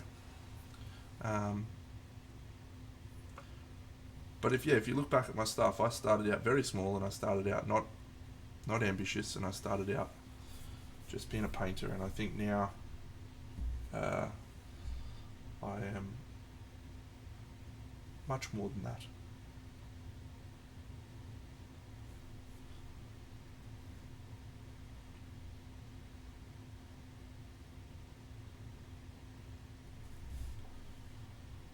My arms belong around her, and I'm so glad I found her once again. Hello, T-Spark TV. Look, the simple answer to that is because I don't need to be. This is just for fun. I just pick up my paintbrush, turn on my camera and start mucking around. I'd much rather people that do this for a living be partnered to prove their chances of being able to put food on the table. This is just for fun for me.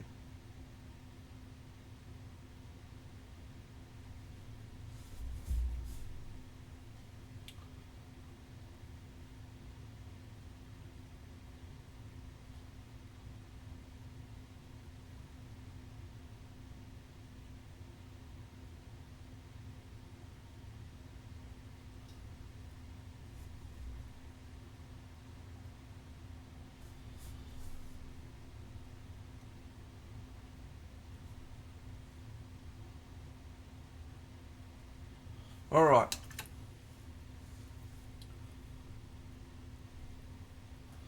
I reckon what we do now is we stop kicking about with this.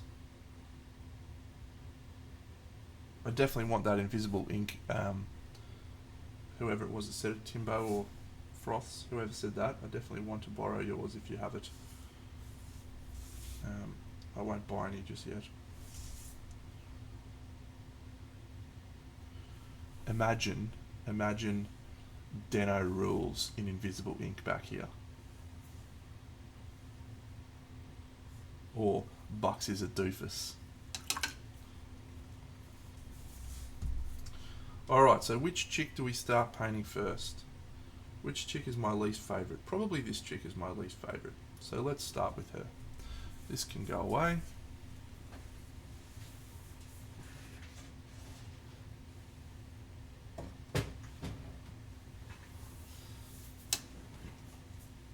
So I need to keep I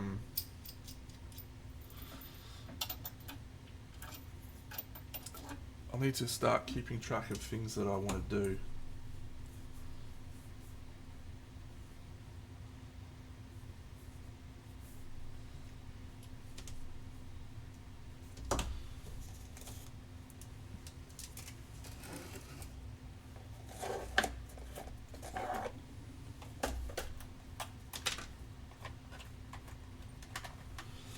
One of the things that I want to do is add grass tufts, which are awesome. I love Cyberpunk in general. Actually, it's a cool theme. I don't know how much Cyberpunk stuff I've done in general. I feel like I've done some, but not as much as I would like. Oh, that is in need of a clean, don't I? Sleepy saying I actually was talking about just before you jumped on. I've got a new game set up, which I'm going to probably try and play today, but I don't know if I'll do a playthrough. It's a very new, exciting game. Well, exciting for me. It's called Voidfall Euro game. Very, very, very in-depth. Where is my liquid cleaning?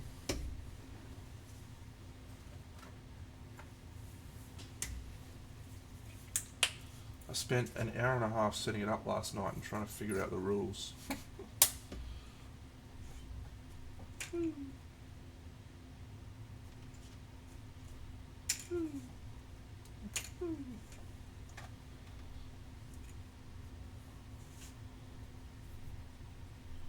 Sorry, you all get to watch me clean my airbrush, which is not at all fun, but it's necessary. Which one? I'm also waiting for many. I'm waiting for Kingdom Death. I'm waiting for Aeon Trespass Odyssey Wave 2. I'm waiting for Sins of Heracles, which is May 2025. Ooh, that sounds cool. I don't recall that one. I'm waiting for one that I'll probably never see, which is called Hell the Last Saga, which is a real shame, but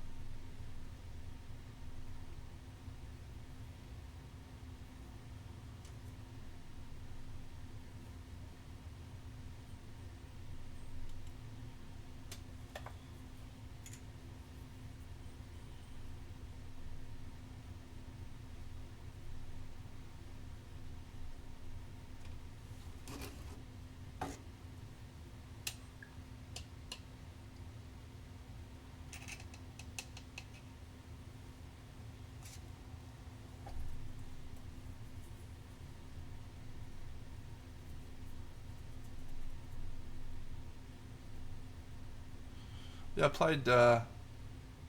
played two games, two new games in the last few weeks. I played one called Endless Winter, which was a work placement game and deck building game. Quite okay. Probably sits around a 7 out of 10 for me. We won't play it again anytime soon. Well, actually we might. I might take it to CanCon. But it was good. You know, when you play a lot of games, you know, you really need to be wowed by a game for it to jump out at you. And then the other one I played this week was called Apiary, which is a Stonemaier game, and it's really good actually. Stonemaier have had some misses from us recently, but Apiary is really good. It's a good worker placement game. With some cool mechanics and little tableau building of your hive.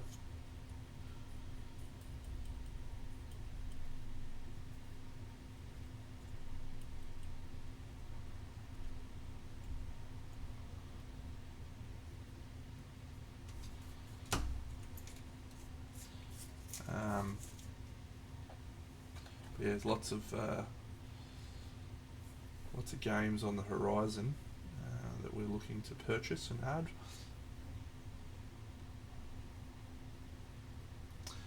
Yes, so I mix about 45% airbrush thinner, 45% water, 10% flow improver. That's roughly the mix that I use for my airbrush mix. I've found that the thinner by itself, some paints would react to the thinner just by itself. I found that just water by itself wouldn't dilute things enough. So that mixture's been pretty consistent for me. I haven't had too many issues with any paint range or anything like that.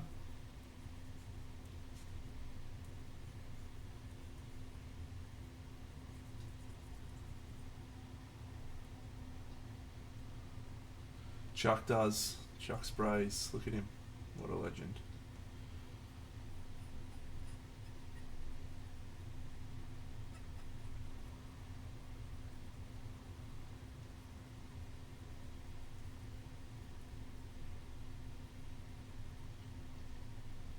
I should get the microphone right down close to hear the sounds of the cleaning. Oh yeah. Should also put on a maid's outfit. Bucks is working hard on a secret project for Crimson Brush.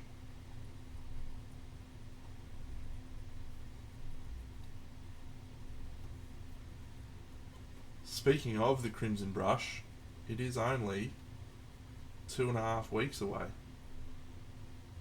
What an exciting time we have coming up. For those people who are unfamiliar with the Crimson Brush, it is a painting competition that we run, and when I say we, I mean I, with some assistance from people, Andrew included. Yes, painting event that we run in Canberra, January, and we will have some live streams on the day at the event, showcasing all manner of exciting things that Bucks and I are literally about to chat about as soon as I get off this stream.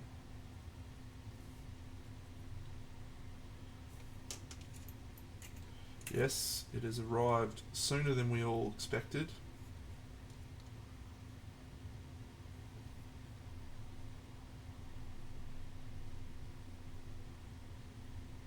Well, not sooner than I expected, or we'd be in a lot of trouble.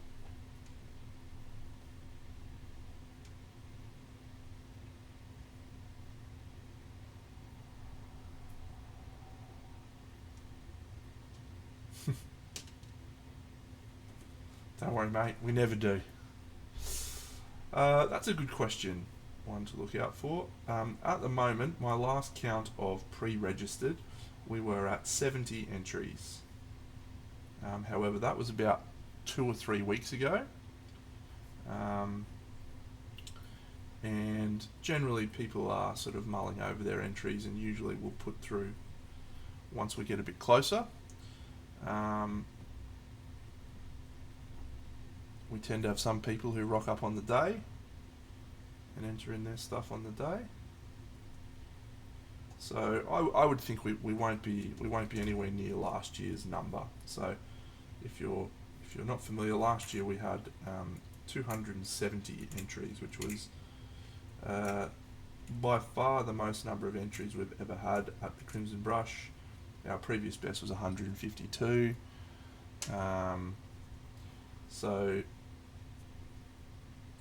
But we had a lot of COVID hangover from that year. So there was a lot of people who'd been plugging away on things that hadn't seen the light of day for 2 years. So we're probably, I would think we'll be aiming for 150 again, and that'd be a good result. What we want to see this year is very much about the number of entrants. In previous years, we haven't had a massive number of entrants, partly because the Australian scene is not big, but also because what we believe, fucking hell, idiot. What we believe has happened is potentially people who were excited and enthusiastic about coming to the event have been put off by the relatively high quality of entries.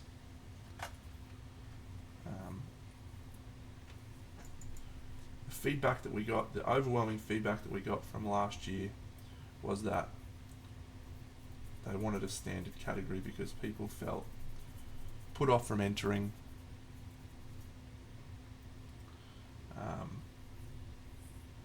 because of the high quality of entries. So this year we have a standard category, and our measure of success this year is if we grow the number of entrants. That is my measure of success. We have Will Brightly from the UK as our guest judge.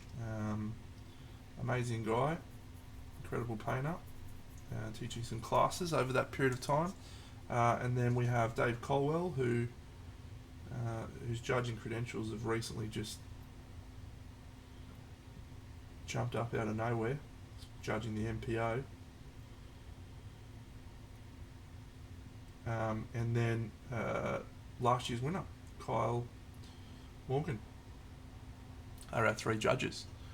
I will be watching from behind, hopefully ensuring that things are travelling along as we expect them to be.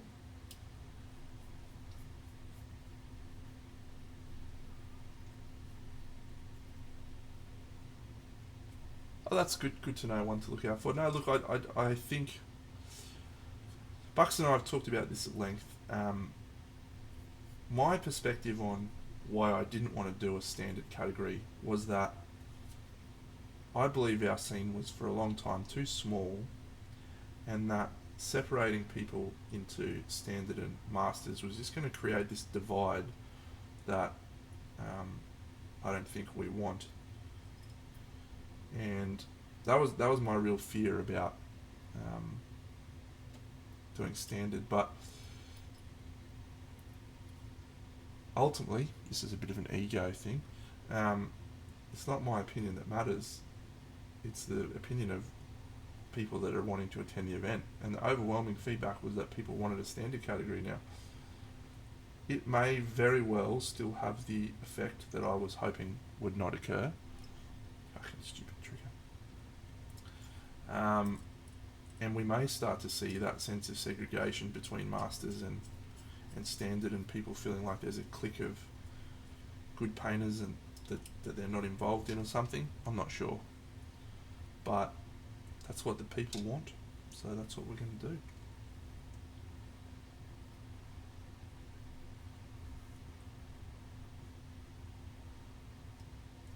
You are not alone. I am here with you. Though you're far apart, you're always in my heart. You are not alone.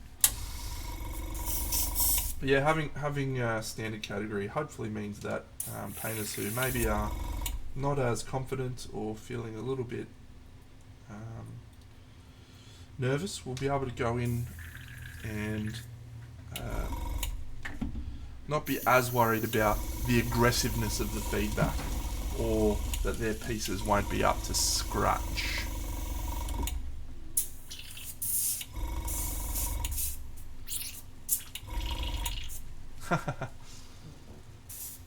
It is going to be pretty full on. Look, that's a conversation I'll have with the judges on the day. But my opinion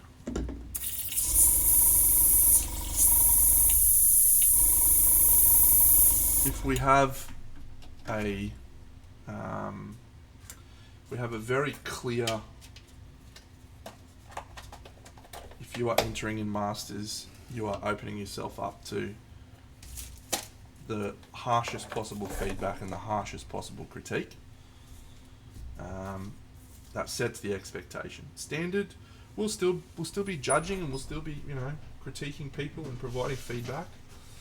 But our goal is to encourage and grow the scene as our number one priority. So, you know, if we're at a point where we're like, okay, well, we think this is a bronze, but we're not sure, it's on the fence, we're going to give it a bronze because, fuck it, you deserve some recognition for your efforts, and well done you for coming along and entering. Whereas in Masters, if we're like, well, this probably would be close to a silver, you won't get a fucking medal because it's not good enough. Full stop.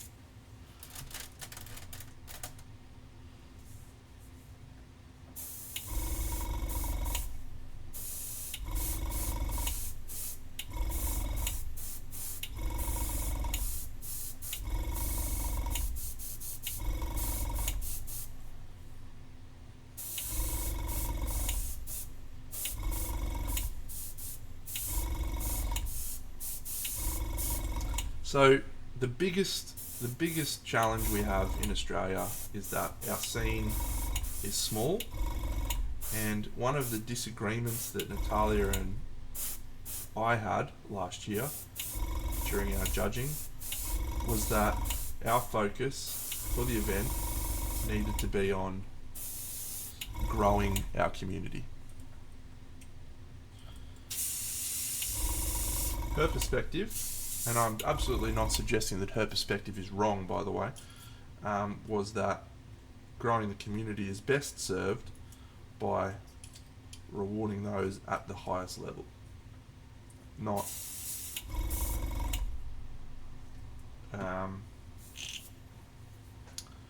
pandering's the wrong word, but not having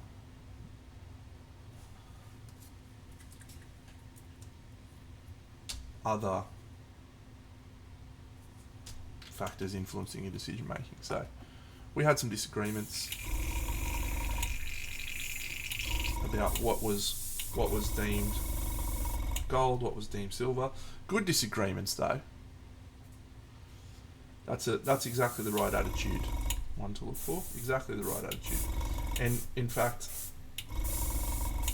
when you get to that point where you're entering Masters, that should absolutely be the only thing that you think about. Is the way that our competition is structured, with gold, silver, bronze being available to everyone.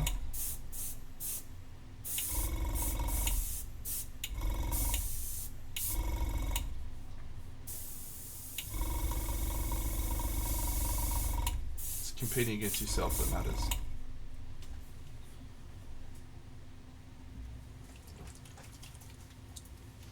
Hello, Thomas. Happy New Year, mate.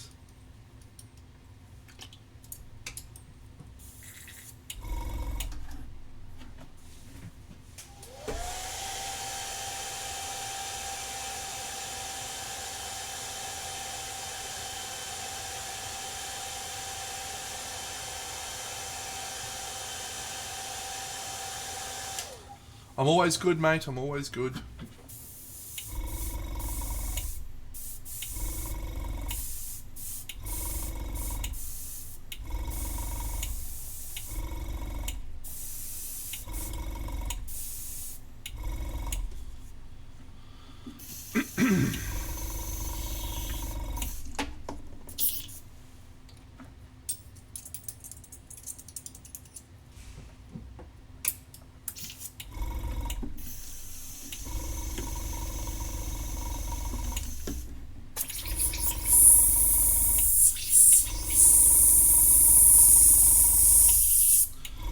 If you are not sure on entering Masters, I don't think you should enter Masters.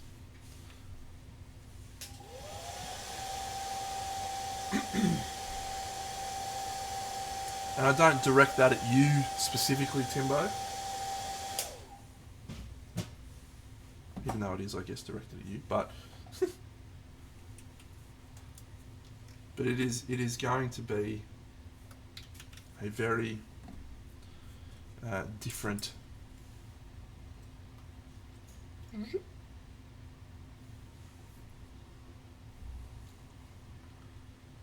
uh, perspective that I'll be sharing with the judges for Masters.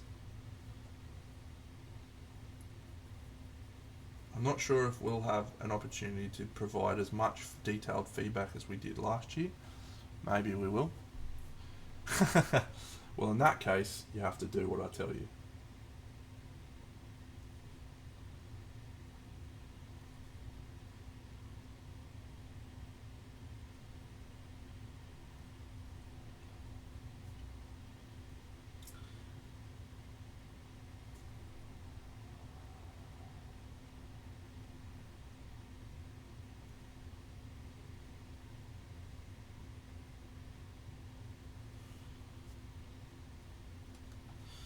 Would be awesome, Jared. Would be awesome, but now that you've seen those shows, I'm sure you understand the feasibility of it.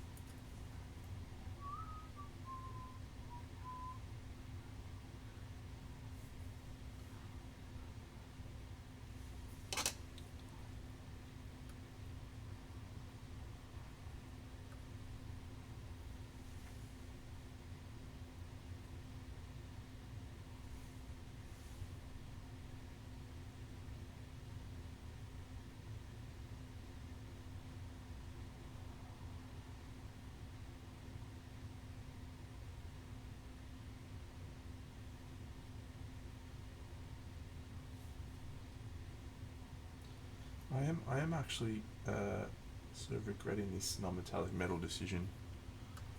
I think it would have been really cool to do true metallics on this whole project because the LEDs would have been really cool with that. But I also love these Nikos. I have 9 of them about to go on this project.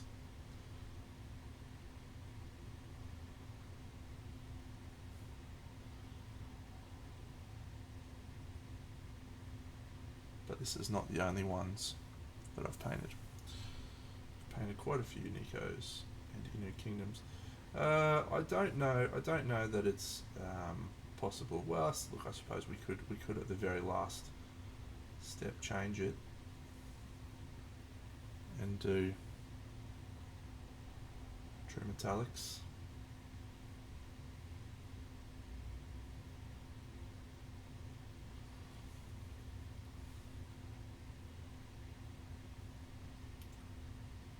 Feels unlikely though.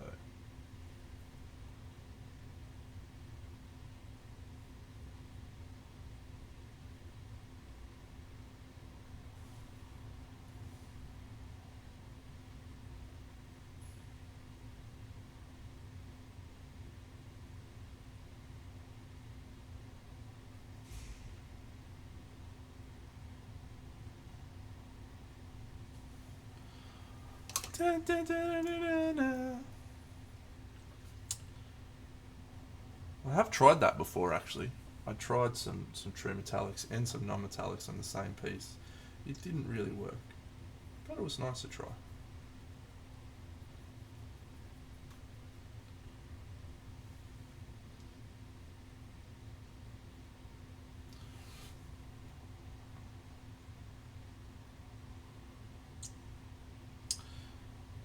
Judging is something I haven't probably talked enough about on this stream, honestly, because it's such and I'm not an expert judge by any stretch, but I've done enough events now to know my way around.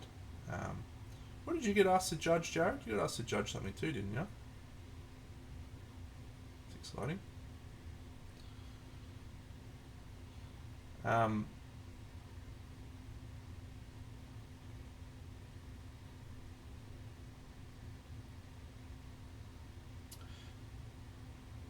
Gotcha. Yeah. Uh, that is, yeah. True metallics is just metal paints. Exactly that. Pigments with metallic flakes in them. But judging in general is um, a task where you want to do exactly what Emily's just described there, where you want to look at people and sort of judge them um, against their own merits. You because, and we have the challenge with young Dave Colwell in Australia, where if we were to go, okay, well, Dave is our gold standard, and we then judge everyone else against Dave, no one else gets a medal. Unfortunately, everyone else just is shit out of luck. Sorry, champions, this guy's gold, everyone else is rubbish. But we don't do that. Everyone else still gets medals. And that's because we try and look at each individual entrant and judge them on their merits. And sometimes that means judging them against other people when you have the capacity to do that. But sometimes that means judging them against themselves and not really comparing them to other people. And, I'm sure hearing that will make people feel a little bit like, well, this is bullshit, man. Like, why does one guy get judged differently to everybody else?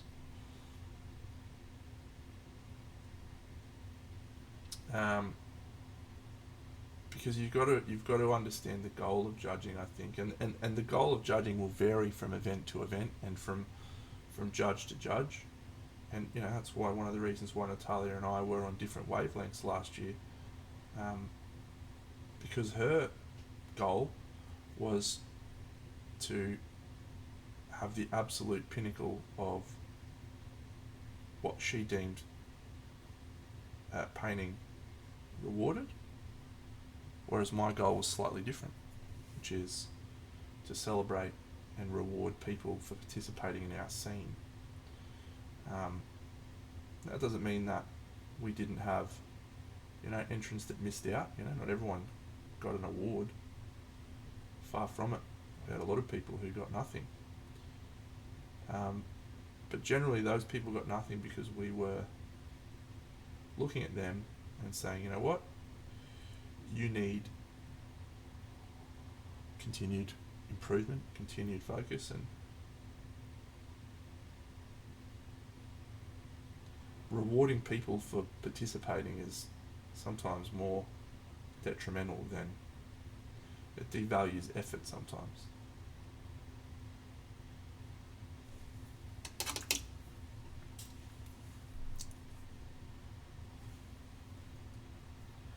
Anyway, my point was that judging's not easy because you have multiple goals that are working against each other in many ways.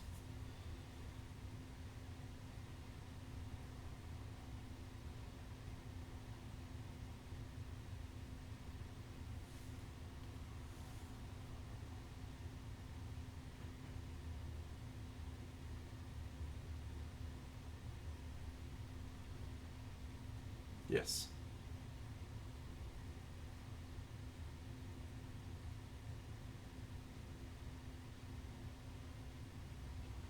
Go on, mate. I'm glad to hear that. It's actually one of the things that really encourages me to continue streaming and encourages me to continue sharing the way that I like to approach painting, because I've had messages like that, so I appreciate it. I paint purely because I love it, because I have fun, and because little Deno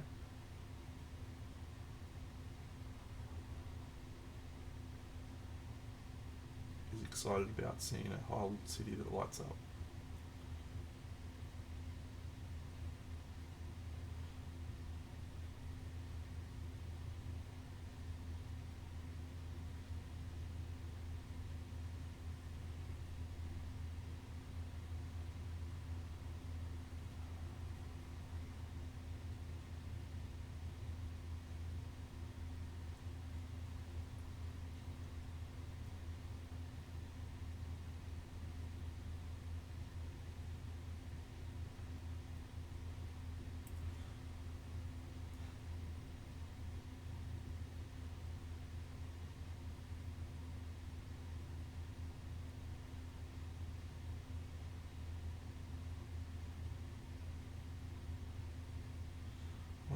I reckon we will be...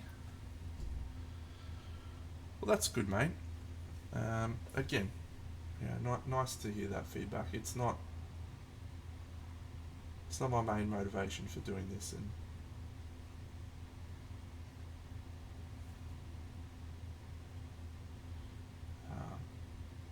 yeah, I'm not there desperately waiting to hear feedback from people about how much they like me, but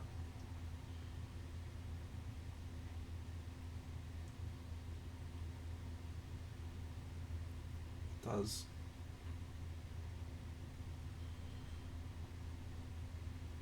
feel good to hear that.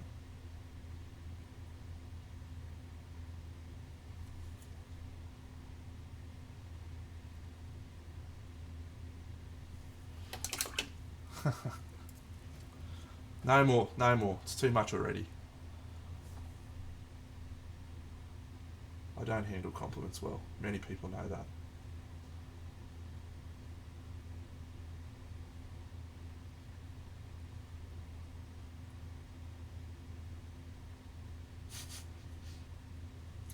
Love you too, Jared. You're a good man. Even if you did pick a very inconvenient time to go away and prevent us from using your venue for classes. Inconsiderate fuck.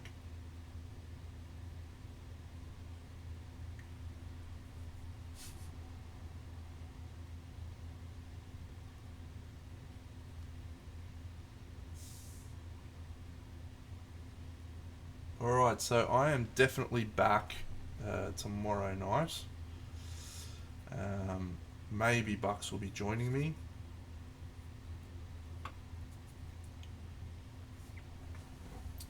Okay, TJ Resin.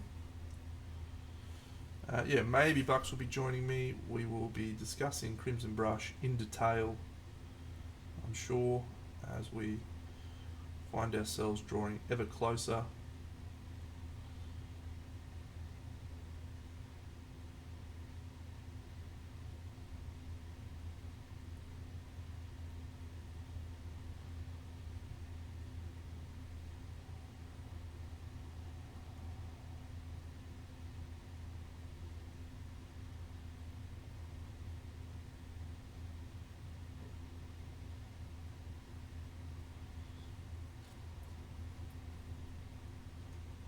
I've never actually been to Exiles. I've heard it's fine. Or actually, have I? Maybe I played a War Machine tournament there, actually.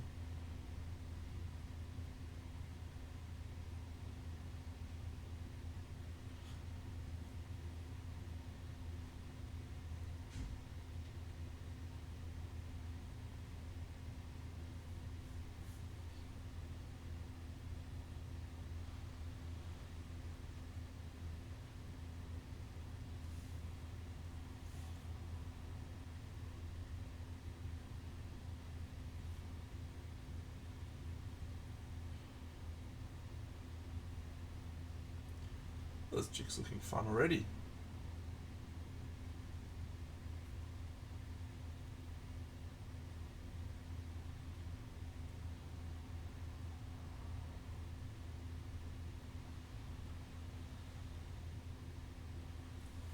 Very fun. Alright, I'm going to head off, friends. Hope you all had a wonderful time watching me do not much in the grand scheme of things. Oh, that light's been off the whole time. We'll be back. We'll be back again tomorrow. I'll catch you then. I'll keep ticking away on this diorama. Have a wonderful weekend. Big Deno.